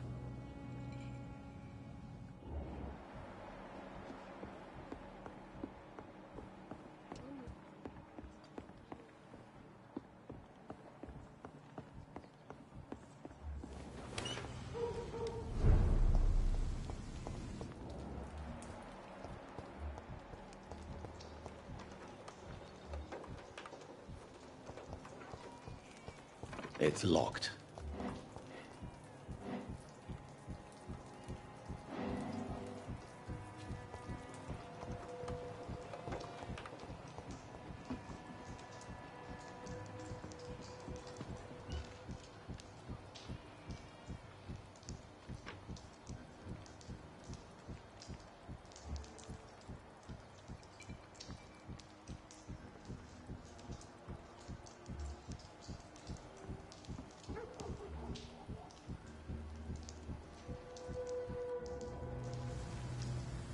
Don't you think Miss Fishburne is nice to us? But I always have the feeling she's hiding something. For now, you're still the only real friend I have, Jack.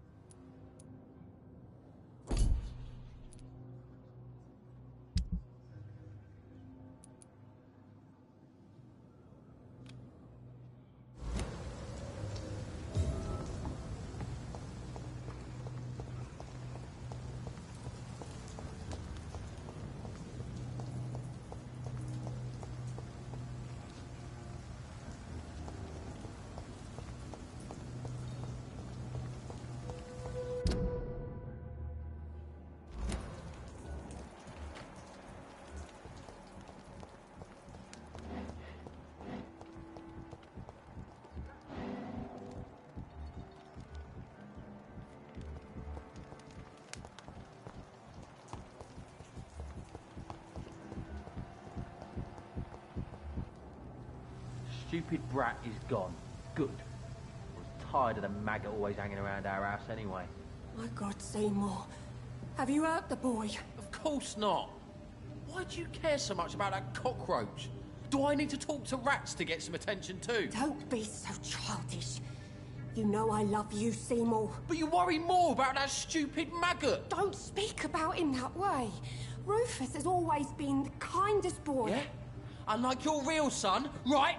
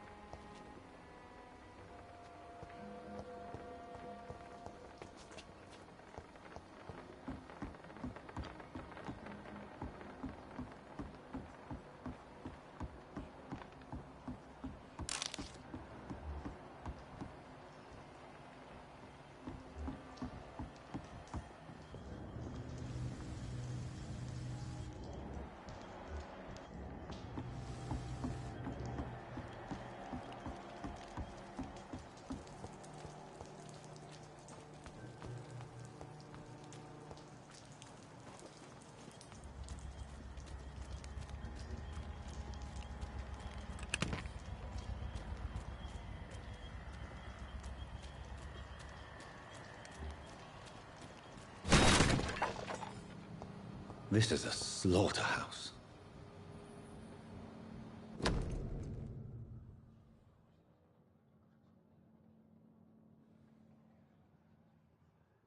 From Seymour to my beloved mother Stella. Fishburne, that sneaky bastard.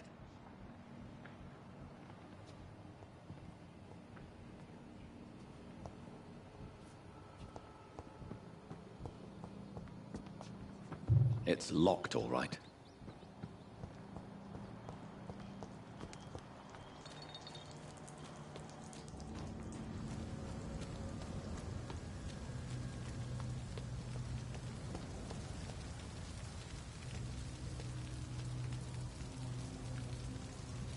Good evening, Mr. Fishburne. Yeah. I have retrieved the gift for your mother, sir. Great. Give it here then and take this for your trouble. I also found the corpses. The ones under which you left the necklace, Mr. Fishburne. Ah, so that's where I left it. I can be a bit stupid sometimes.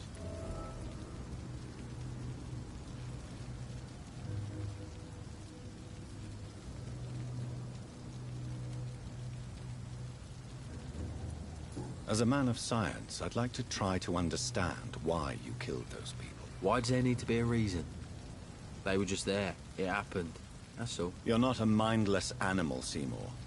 Surely you have something to say about these murders. Speak up and I will listen without judgment. Could be right, Dr. Reed. Maybe it'll do some good to confide in a gentleman like you. You being educated and all.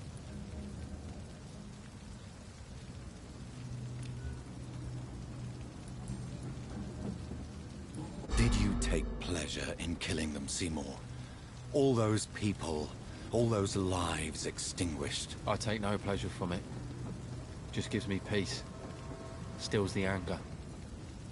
For a time.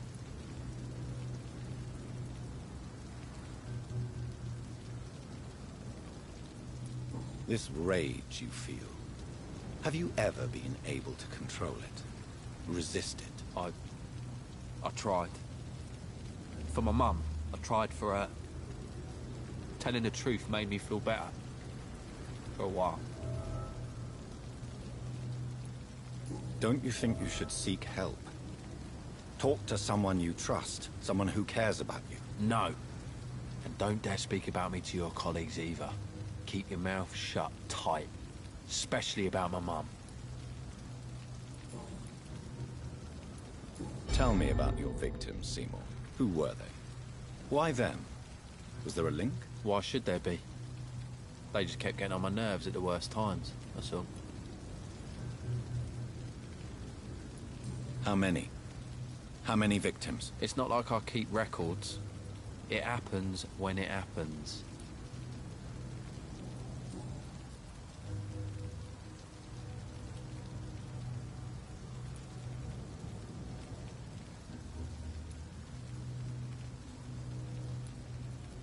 Tell me about your victims, Seymour. Who were they? Why them? Was there a link? Why should there be? They just kept getting on my nerves at the worst times, that's all. You feel nothing, do you? No empathy for your victims at all? You seem pretty calm yourself, don't you? We're not talking about me. All right. Well, our calm's the only thing we have in common then. Why is your mother protecting you, Seymour? I'm her son. She's the only one who knows me. Sometimes I think she knows me better than I know myself. I understand you love her, but can't you see the awful situation you've put her in? Do you think my mum would have a better life if I were dead? She seems so sad to know me sometimes.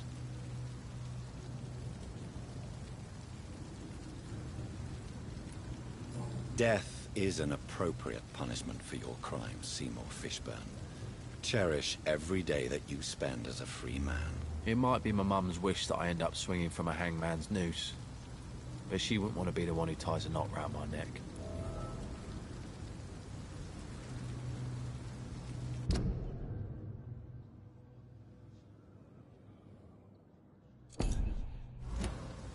Do you require medical assistance? That's something I didn't expect to hear again. A doctor concerned with the health of his patients. Yeah. I could use some help. On several matters, in fact. I don't know which kind of doctor you're used to dealing with, but it's a doctor's purpose to heal people. And is it your purpose as well, Mr. Reed? I would say it's a convenient way for gaining people's trust.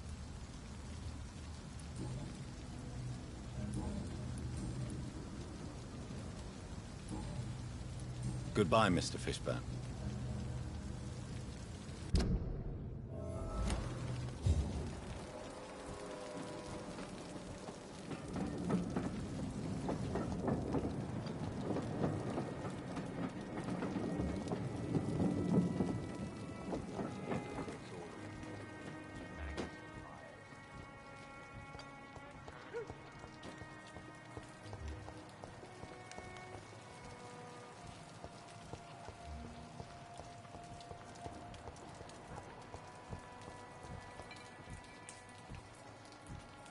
So... Evening, Rufus. Evening, Mr. Reed. Rufus, tell me what you really think about Seymour Fishburne. Seymour, he just scares me. A lot. Actually, he scares many people round here, even big fellows. You mean his brutality is infamous, even in this shady part of town? That's impressive. Yes, sir. How someone like that can be related to Mrs. Fishburne, well, it beggars belief.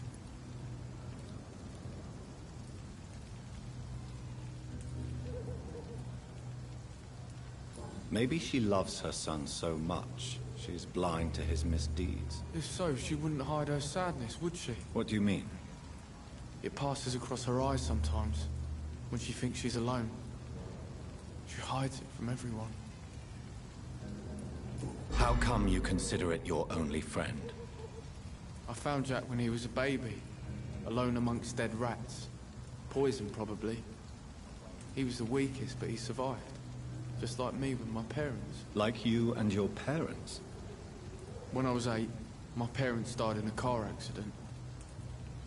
Rumour says I didn't get a scratch.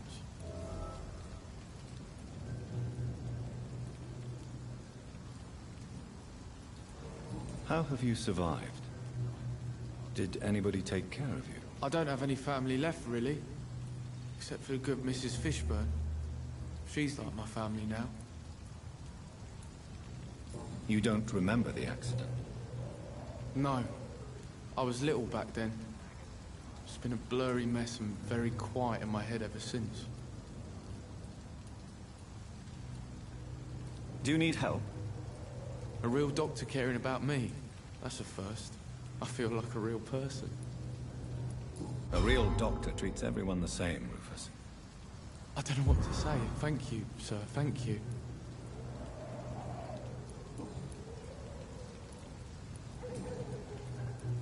So long, Rufus. Be careful. Take care. Don't call this the bad part of town.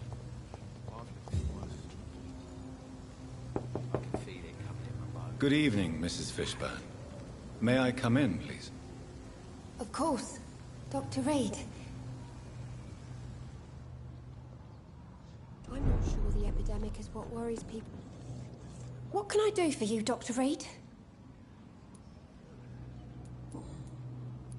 Stella, I know you are ashamed of your son's crimes. So why do you protect Seymour? I can't report my own son, can I? Not a burden I could bear. Burden? How do you mean? They'd hang him for sure. I won't send my only son to his death.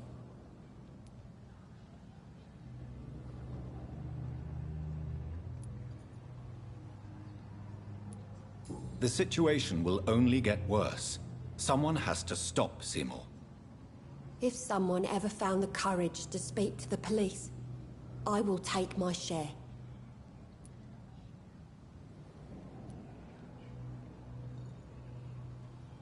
Tell me about these demons Seymour needs your help to fight. Seymour used to be such a happy child. And he is still a helping son most of the time. But when he gets angry, he can hardly contain his rage. All men and women are born innocent, Mrs. Fishburne. But there can be a monster within any of us. Do you think he can be cured, Doctor? Do you think something can extinguish this rage inside my Seymour?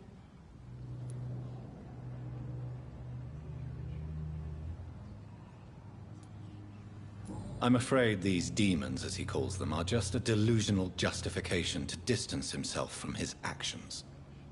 There ain't no hope, then. Somehow, somewhere, my son has turned into a monster, and nothing will bring him back. Your son's gone way beyond simply bullying people. He has a taste for blood, and you know it, don't you, Stella? One night, he told me straight up, in his own words. It was several days after one of his episodes.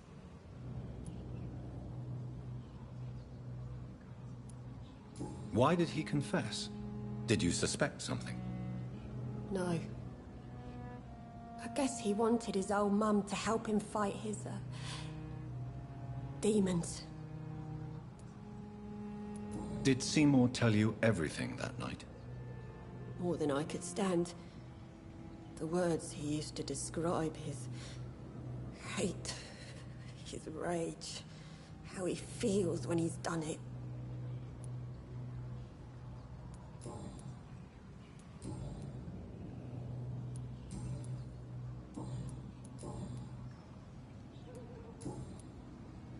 Goodbye, Miss Fishbone.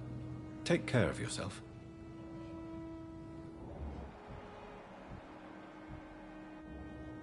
What can I do for you, Dr. Reed?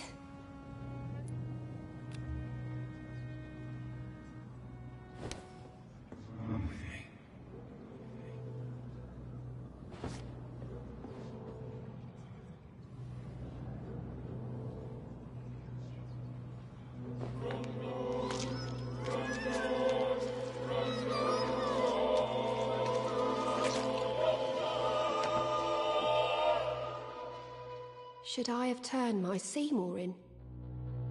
Was my crime to love my son?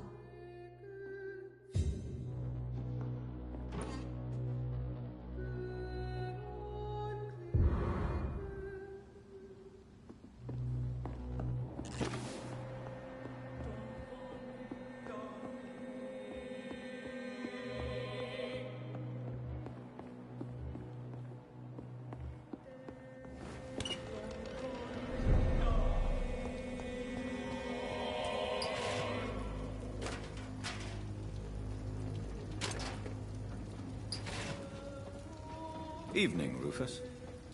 Evening, Mr. Reed. Do you need help? No, thanks. I'm fine, but thanks for asking.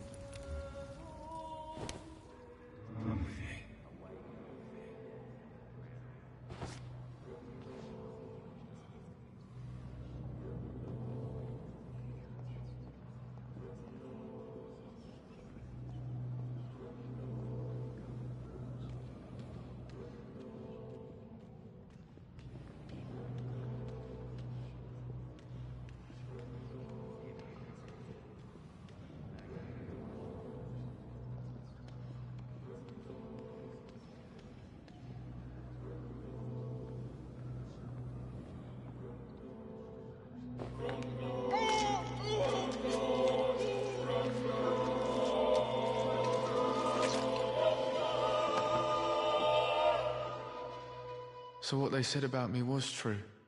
I really was Rufus the Curse, destined to suffer until I die.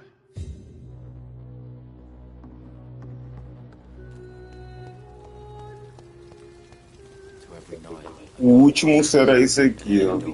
Mais desgraçado.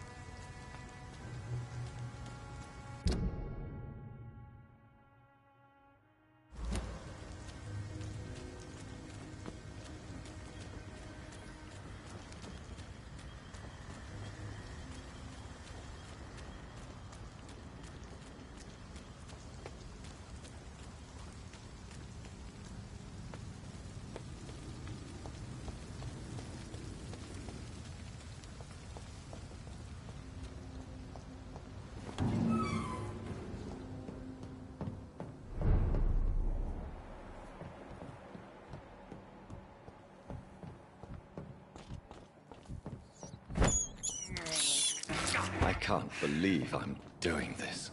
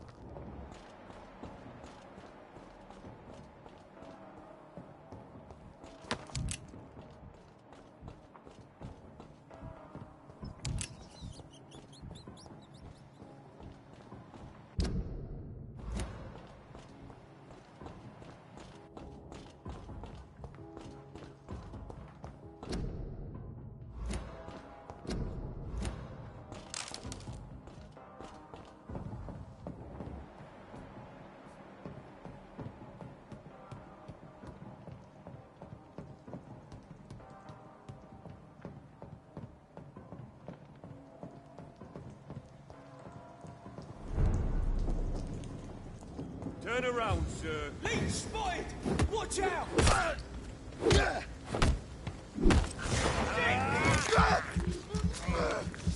Murdering bastard! Die, vermin!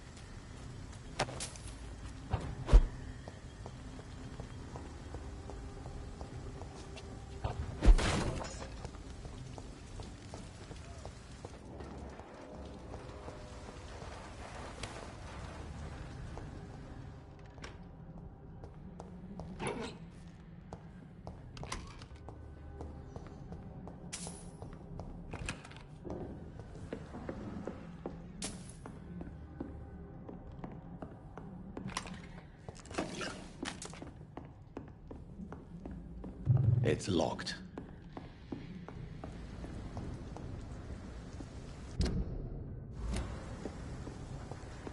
Look at it! Vicious bugger! It's on him! It's on him! Murdering bastard!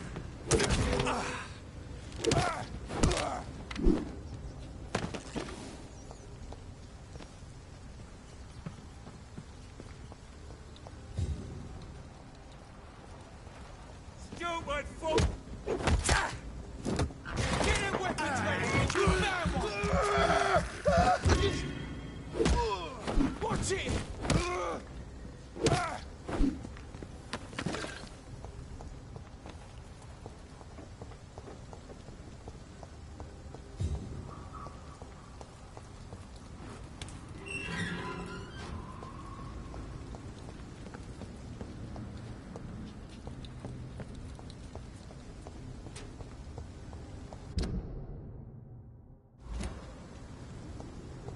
Yes.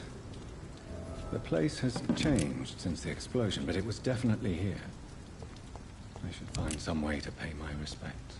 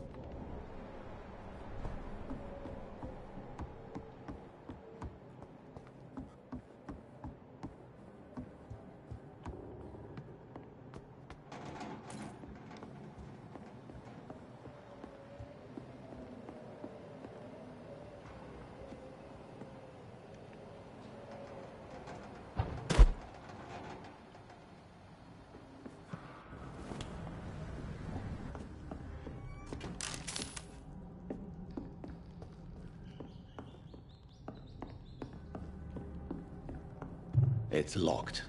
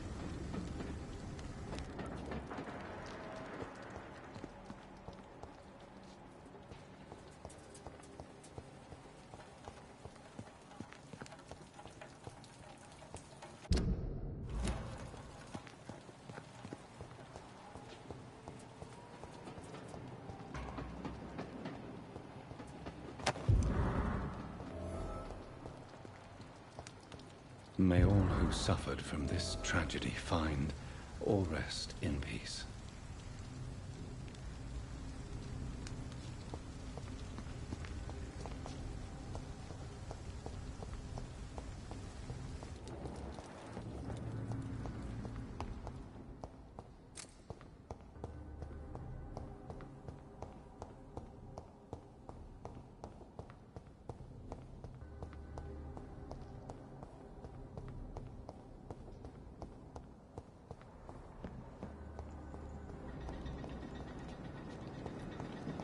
Over there!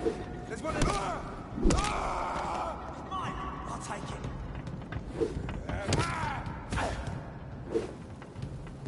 Die, beast! Cross the lead, boy!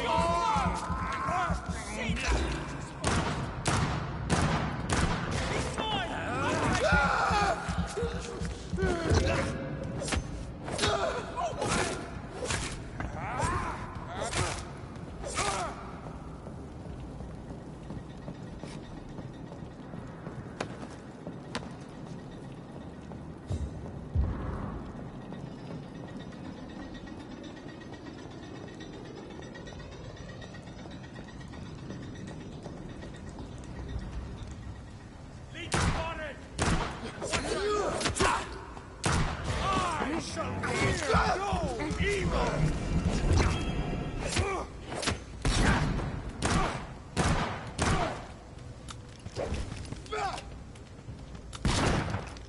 Die, leech!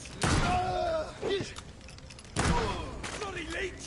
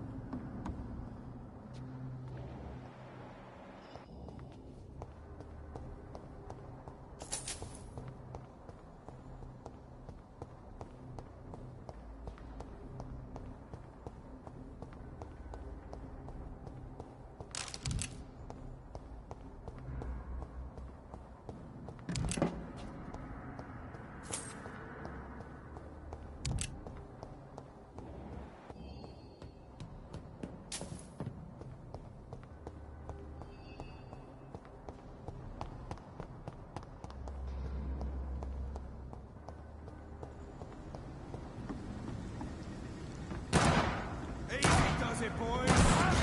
We can deal with it. He's dead.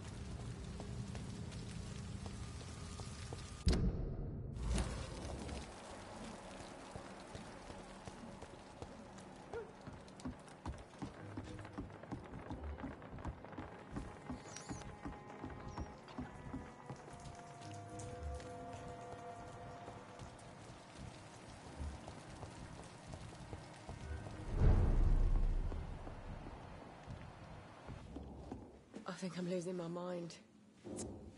I should just Good evening, run as far Mr. away from Delaney. this place as I can. Oh, you're that doctor. I found the location of the explosion, Mr. Delaney.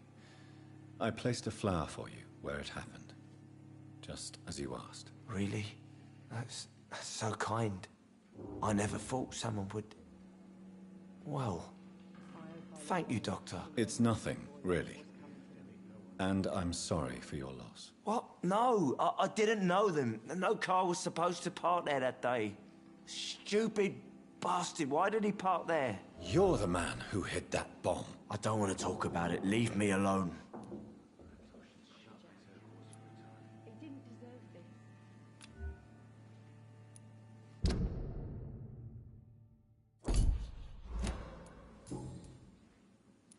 I want you to remember the bomb, Dyson. Tell me about it. No, I don't. I don't want to remember it.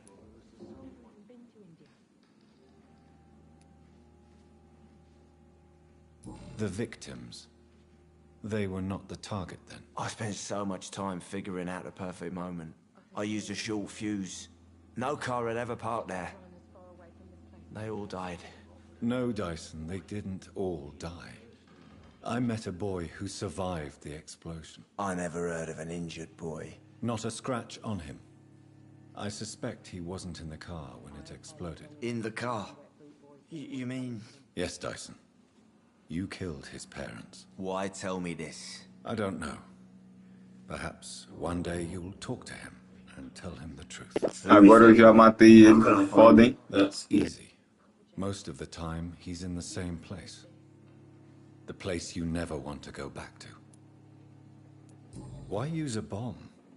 What were you trying to destroy? The Dawson & Dawson ammunitions factory. A symbol of violence against the people. My group wanted to destroy it to send a message. I sense your guilt, Dyson. Why is that? Did you not think violence was an acceptable political tool? I still believe our fight was just. By killing an innocent couple who were just at the wrong place at the wrong time. No way. I think I'm losing my mind. I should just run as far away from this place as I can.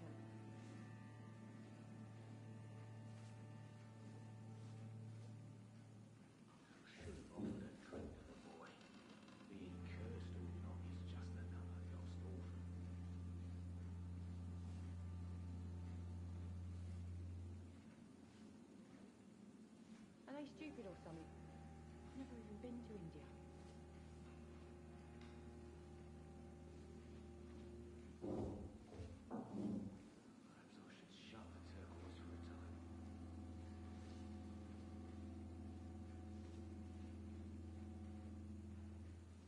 I hope I live long enough to see them wet boot boys get what's coming to them.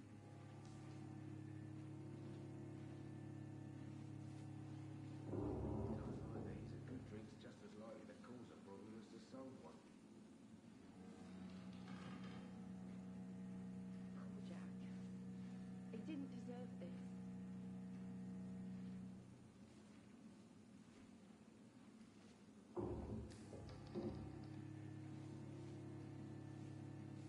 I think I'm losing my mind. I should just run as far away from this place as I can.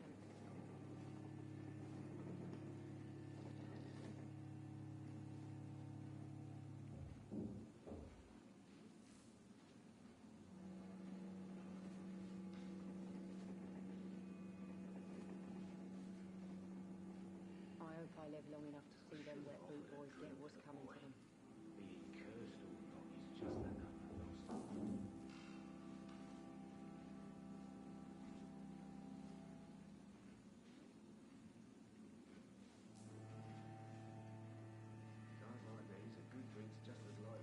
Are they stupid or something? I've never even been to India.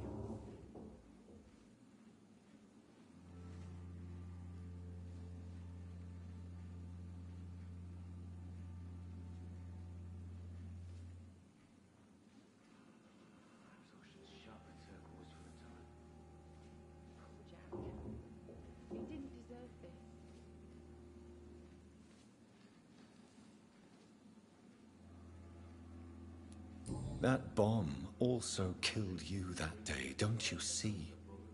You just die a slower death, drink by drink. I know. Maybe I deserve judgment.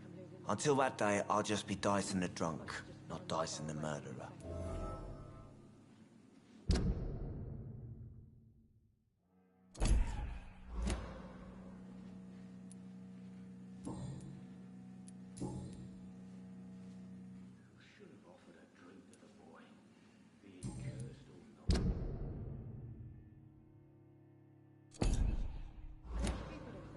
Goodbye, Mr. Delaney.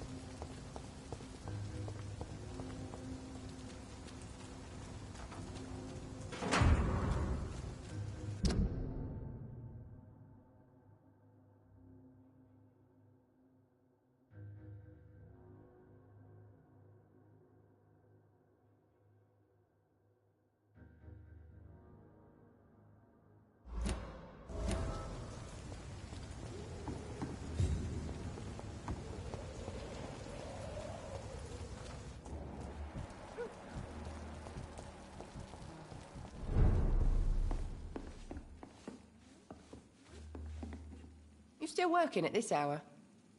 That's what I call dedication.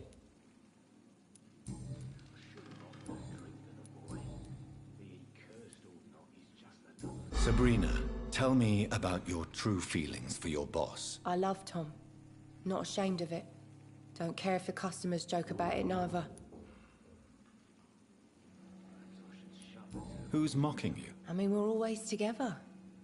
People will talk, won't they? Does Tom love you? Yeah, but he's always reluctant to take it further. It's not because I'm younger, or because of the colour of my skin. He hates jokes about us.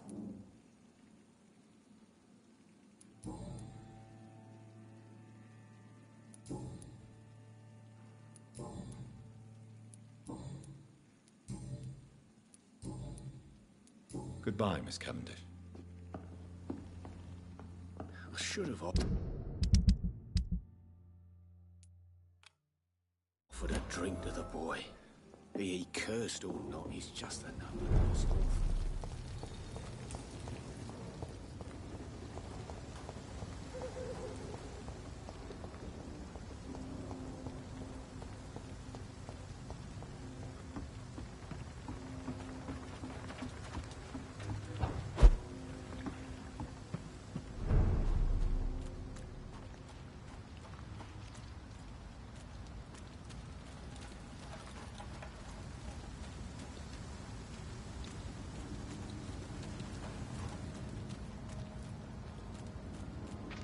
Over there!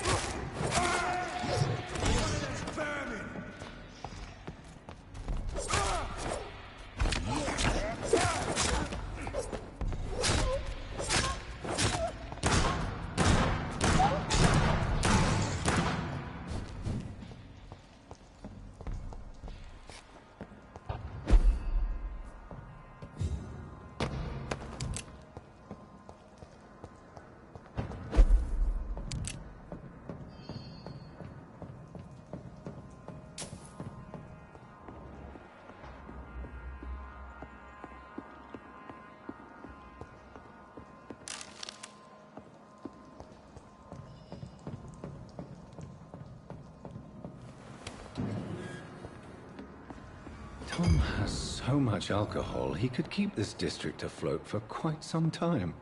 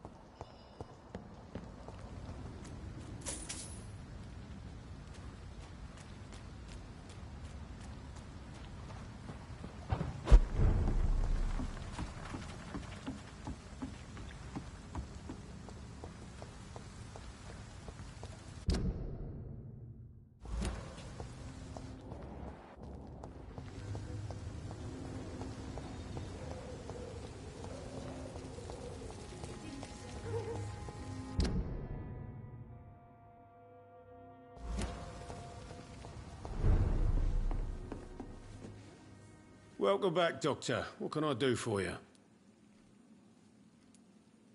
You lied to me, Tom. Your warehouse wasn't empty. It was inhabited with armed vigilantes. I'm sorry, Dr. Reed, but I thought those Prewen guards would be willing to let someone like you pass without trouble. That was devious of you, Tom. Next time you can bloody well go yourself. I apologize, Doctor, but it's just that I prefer to avoid the law, its enforcers, and all manner of thugs in uniform. Here is your booze. I hope it will appease your customers. Just try not to kill anyone with this poison of yours. Believe me, Doctor, most of my customers are less agreeable when sober. Sabrina seems very fond of you, Tom. I like her too, I really do. I know I'm her boss, and I'm much older and all. But I like her, for sure. What is bothering you, then? Sabrina is an angry one. She wears it like a coat. I'm not sure I can make her shed that anger. It hurts to see her like that.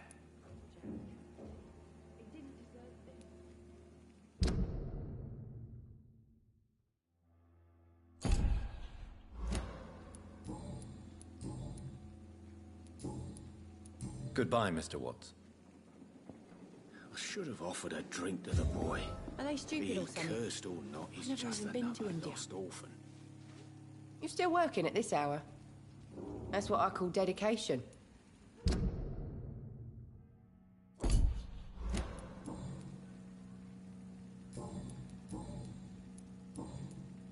Goodbye, Miss Cavendish.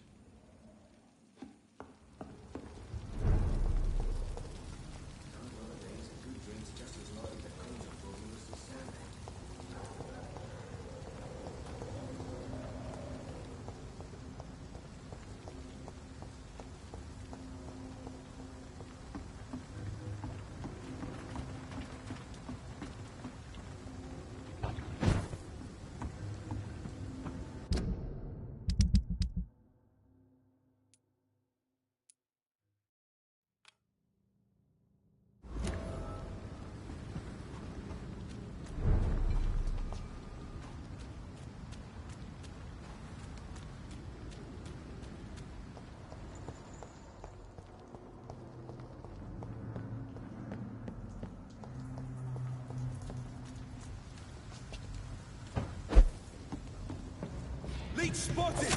Watch out, boys!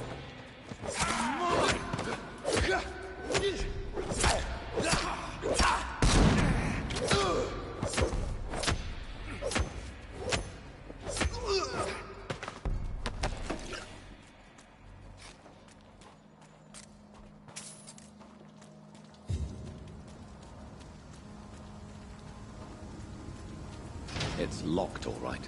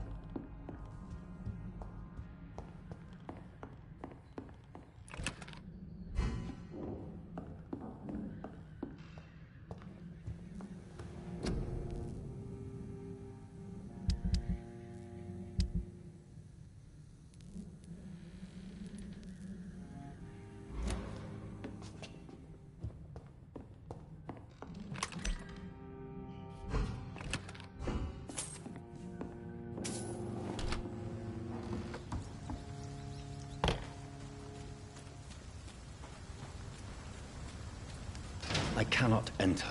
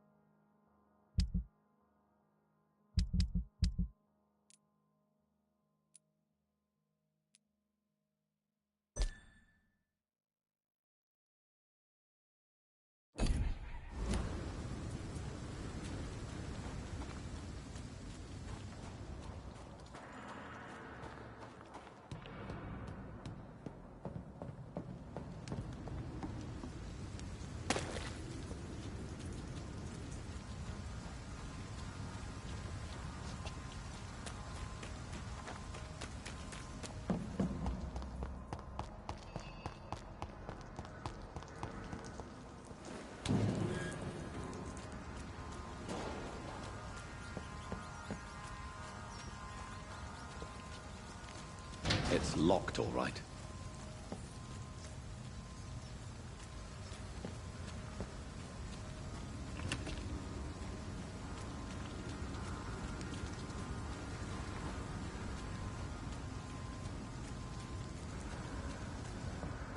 Seems like the guard of Priwen is on Shorthampton's mind.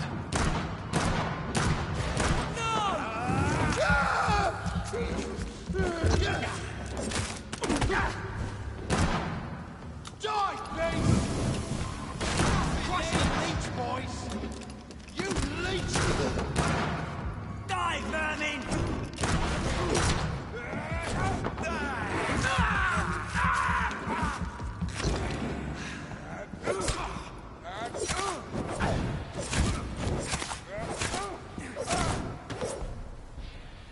The wounds on this corpse are deep, the result of rabid rage. If this is Sean's doing, he's become a murderous beast.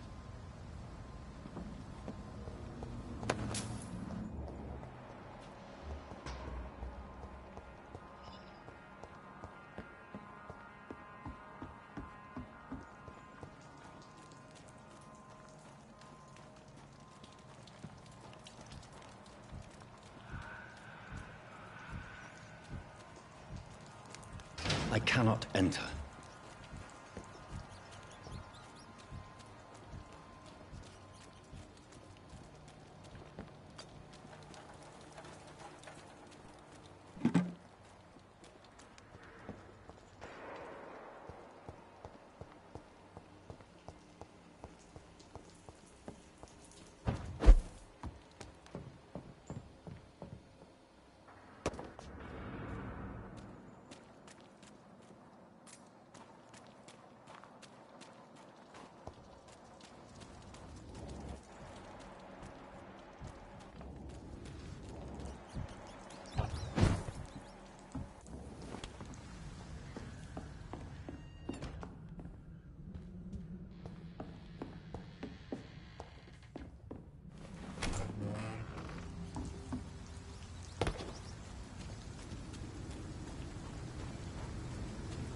It's locked, all right.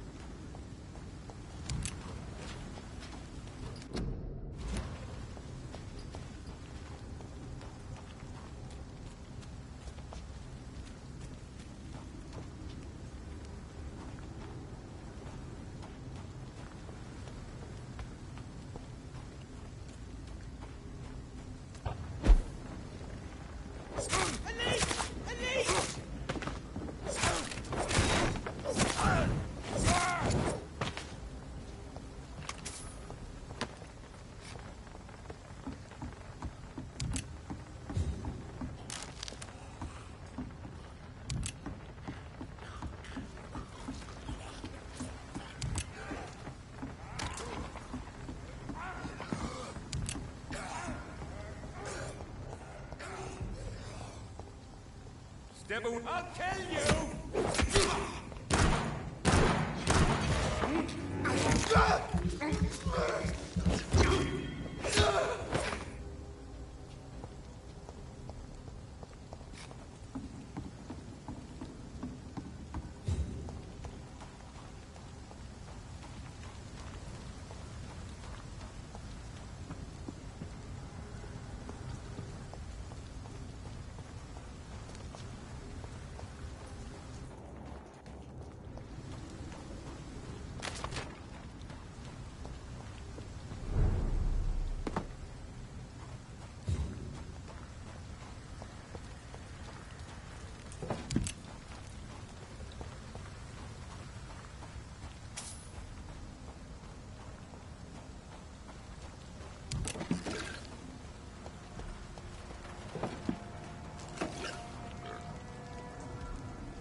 Good evening, miss.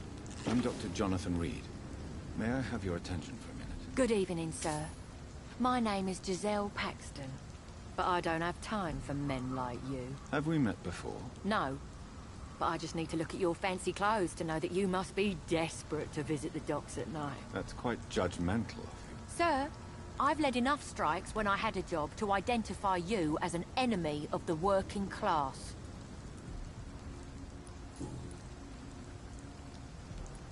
You speak of strikes and class enemy.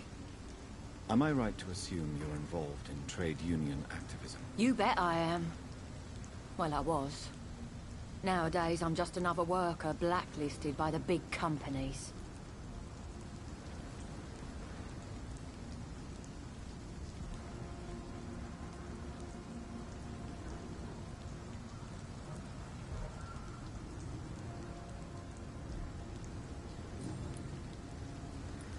You speak of strikes and class enemy. Am I right to assume you're involved in trade union activism? You bet I am. Well, I was. Nowadays, I'm just another worker blacklisted by the big companies.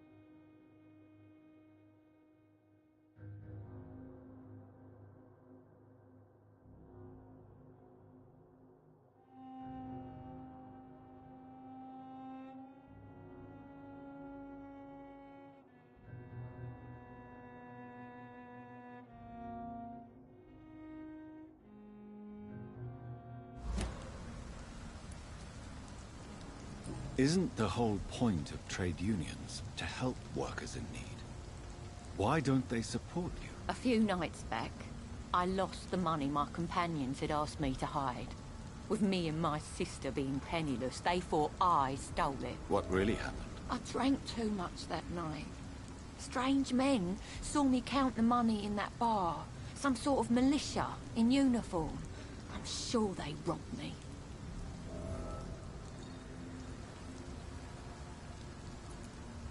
You lost your job because of your beliefs. Those bastards really hate a worker who refuses slave wages and unsafe conditions, especially when it's a woman.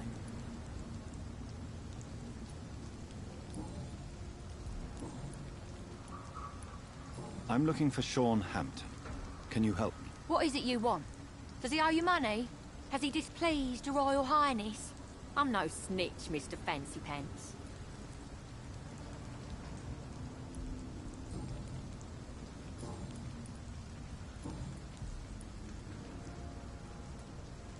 What can you tell me about this vicinity? Tell you what, just spend a few weeks here, and then ask me that question again.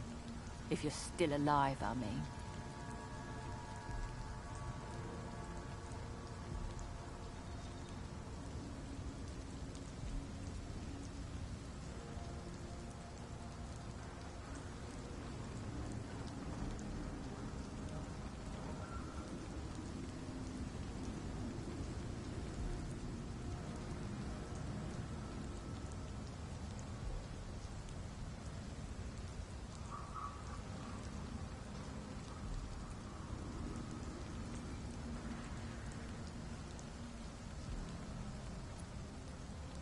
If you have something to say, say it. I'm getting tired of all this. Oh. You want information instead? Well, here's some for you. Giselle Paxton does not like you at all, Doctor.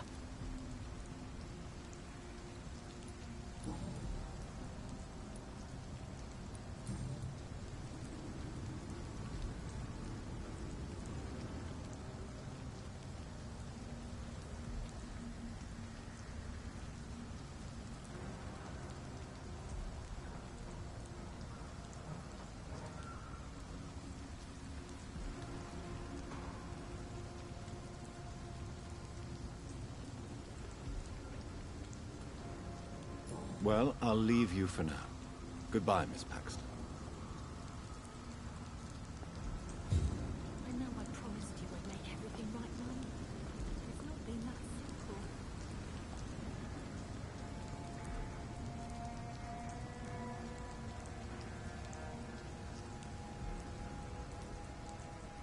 Come now, Lottie.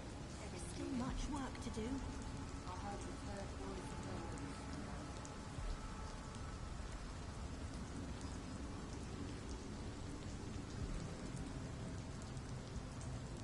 This Seymour worries me. What have we here? Sean knows What's your something horse, about him. Governor? Or are you just out of your mind?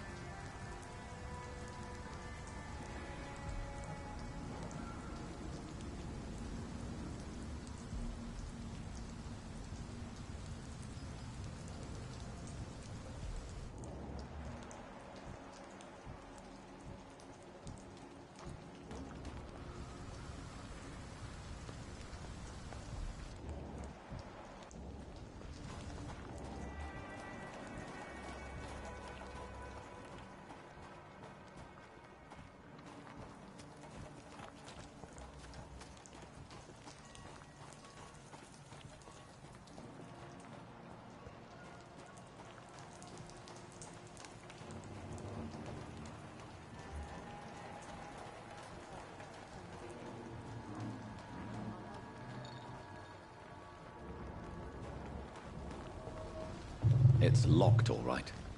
It's locked, all right.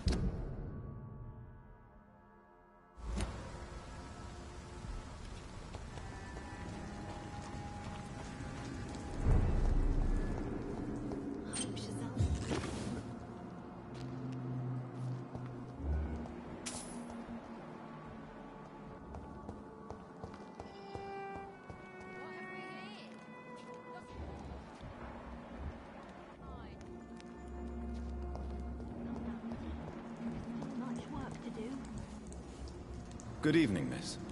I'm Dr. Jonathan Reed. Can I help you? A fancy doctor lurking at night by the docks? Not fishy at all. And what about you? Working outside at night in this dangerous part of town? You want to know my secret? I'm trying to earn money. And I'm Lottie Paxton, by the way. I'm looking for Sean Hampton. Can you help me? Mr. Hampton must be in his office at the night asylum he manages, I suppose.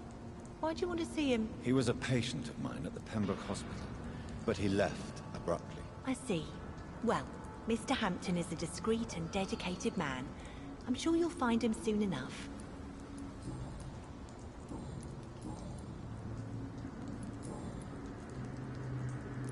Goodbye, Miss Paxton.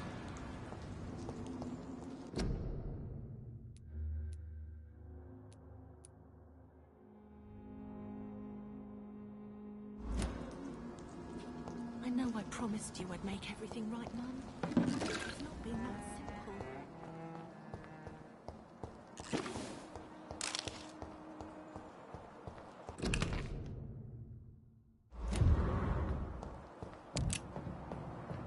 I cannot enter.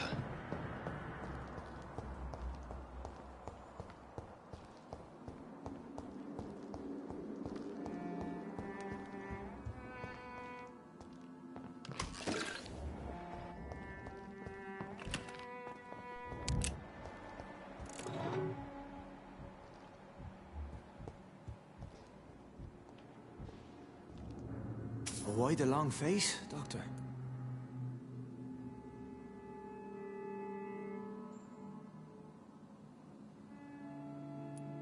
It looks like we both have changed a lot. I must confess, it saddens me, Sean. Put your faith in the Lord, Doctor. He has a plan for all of us. We may not always see it, but he does. Since you left Pembroke, the amount of blood that has been shed, it's hard to believe you, Sean. Ask what you will. As the Lord is my shepherd, I will not speak a lie to you.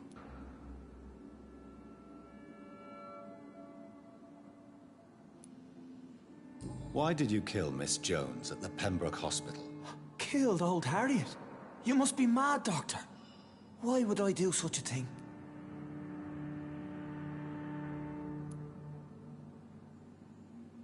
So you claim Miss Jones' death was not by your hand, nor the other incidents at Pembroke? Though Harriet was an angry, spiteful woman, she was one of God's creatures. I have nothing but love for all he has made. But you were close to her. Of course. But she was lost, separated from the fold. She did not see the hand of the divine in my blessed condition. People have been murdered. I've seen the blood. I don't believe you can be trusted. Have a little faith, Doctor. If you will follow, I will guide you to the light. How do you plan to do that? Take this key of the old sewers. The entrance is by the riverbank, south from here. There you'll find all the proof you need.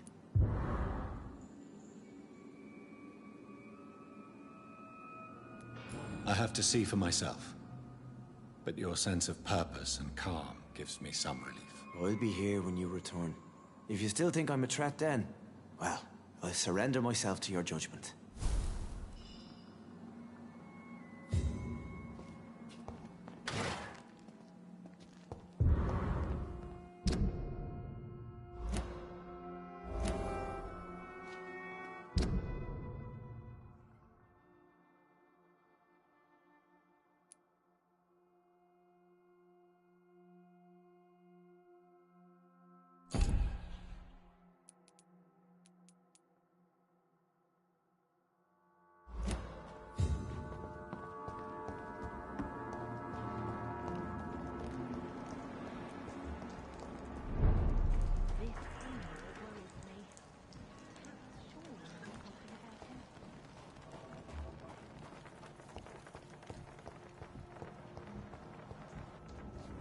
Good evening, Mr. Throckmorton. Dr. Reed, can I be of any assistance? Have you noticed anything suspicious lately? I'm afraid your posters were destroyed. It cost me good money to print those posters. Such a pity people don't take the vampire menace seriously. Did you really think the posters would be useful? See the sad saint of the East End? How a single man can help so many people? I consider myself the discreet protector of these men and women.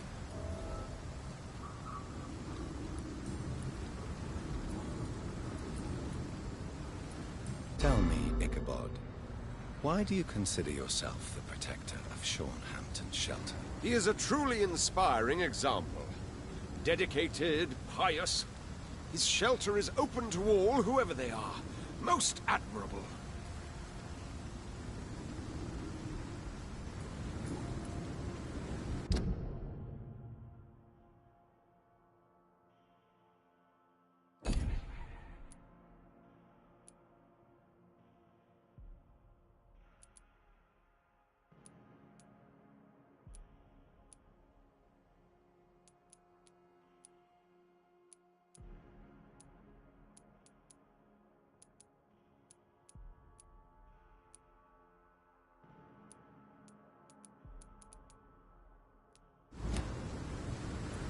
Goodbye, and good hunting, Mr. Throckmorton.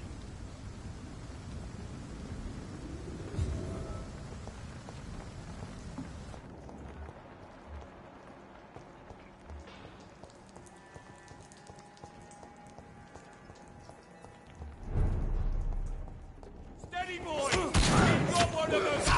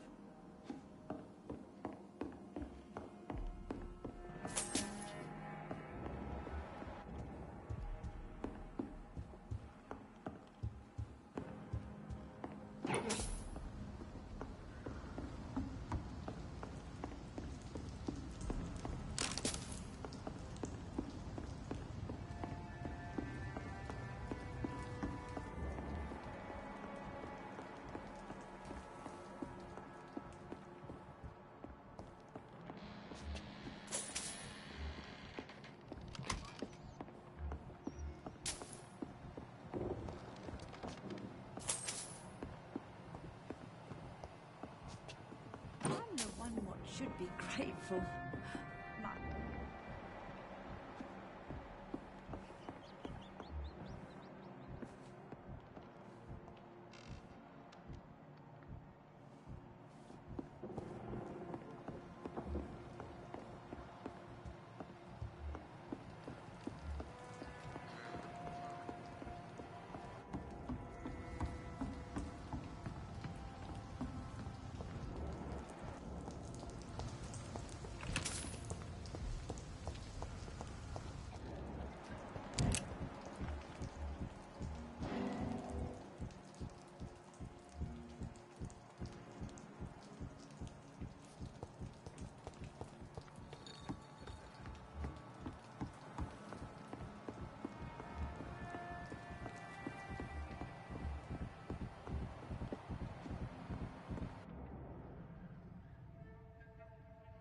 I'm sorry to say, but you haven't yet paid me for the clock I brought you last time. The clock? Oh, yes. I found a broken clock in the living room and I couldn't remember where it came from. You broke it. Ah, that is unfortunate. It was such a beautiful piece of work. Really? Oh, I'm so clumsy these days. I'm so sorry. How much was it?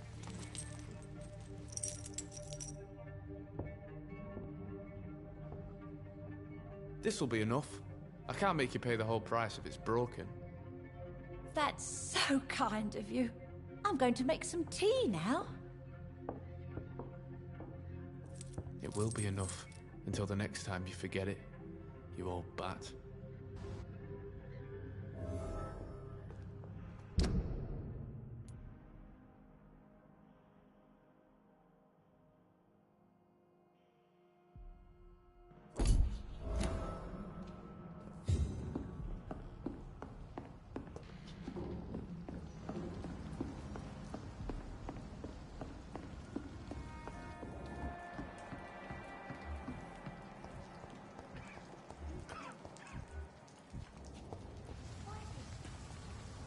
Good evening. I'm Dr. Reed. Do you need any help? Rest assured, I will help you, sir. Martin Nightingale, at your service. Please, take a look at my wares. Ha! Your merchandise. I don't really see anything worth having. No offense. None taken, sir. But please, I need to eat. Perhaps if you keep looking, you'd see something that takes your fancy.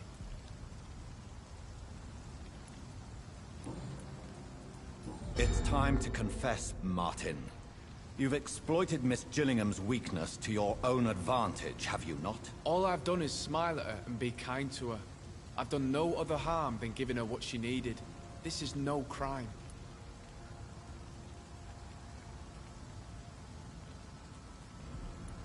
You really are convinced you did nothing wrong. Young man, you are a fascinating case of shameless selfishness. You can blame my folks for that. They taught me never to expect nothing from anyone except lies. So it's bad parenting, then? How convenient. Where are your parents? 6 feet under, I suppose. When the flu had weakened my father enough for him to be too weak to punch me, I figured it was time to run away.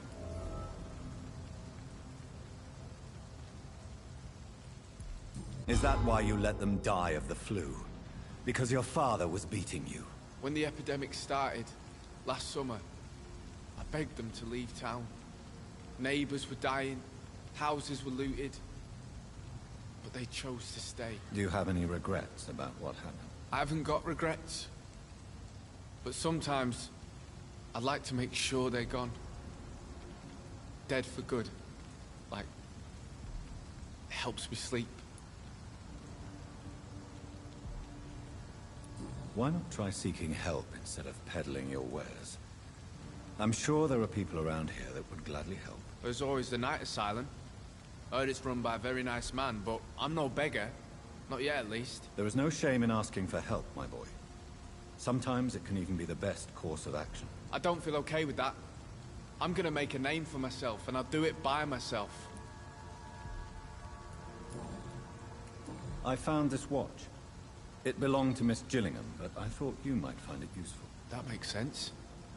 She would have forgotten about the watch by the next day. If you say so. Take this for your trouble, Dr. Reed. I will not forget your gesture, I swear.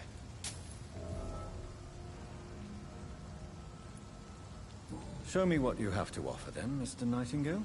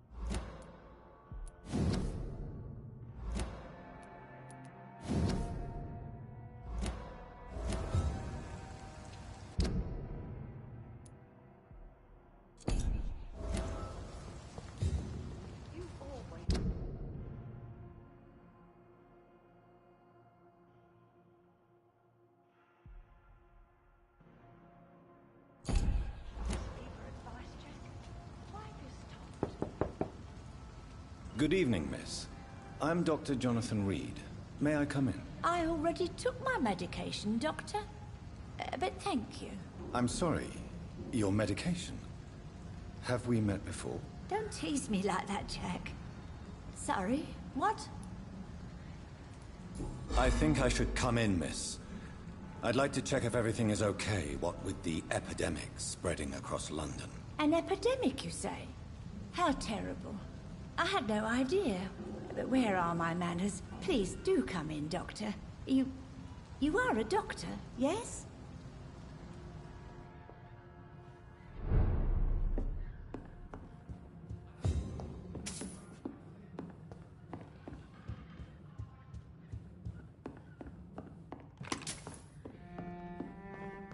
It's locked.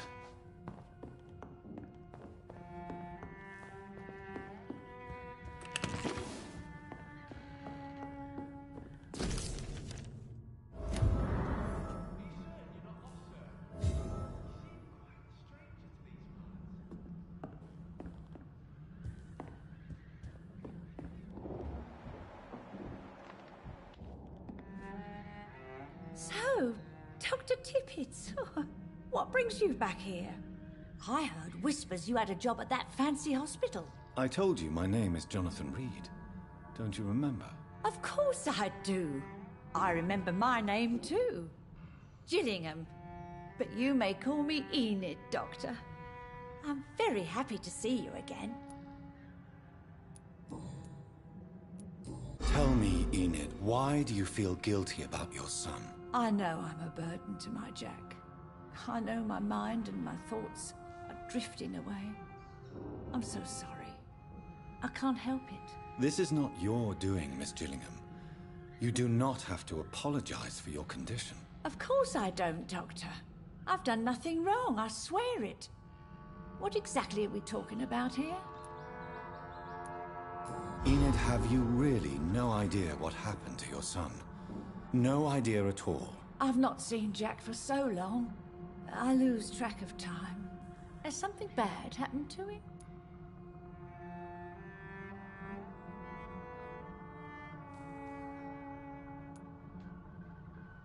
Jack is dead, Miss Gillingham. Of course he's not. I've seen him. Tonight, in fact. Ever the joker, Dr. Tippett.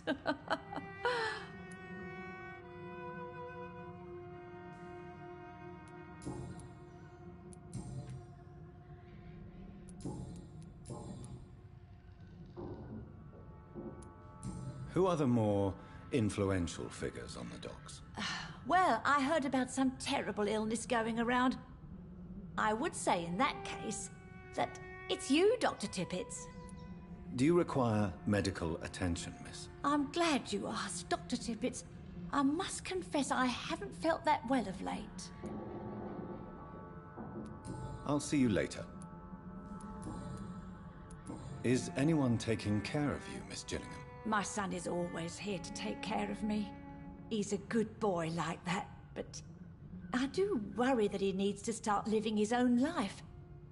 I would never say that to him, of course. What can you tell me about this part of town? Oh, no. I don't gossip. That would be most unbecoming of a lady such as myself. Goodbye, Miss Gillingham.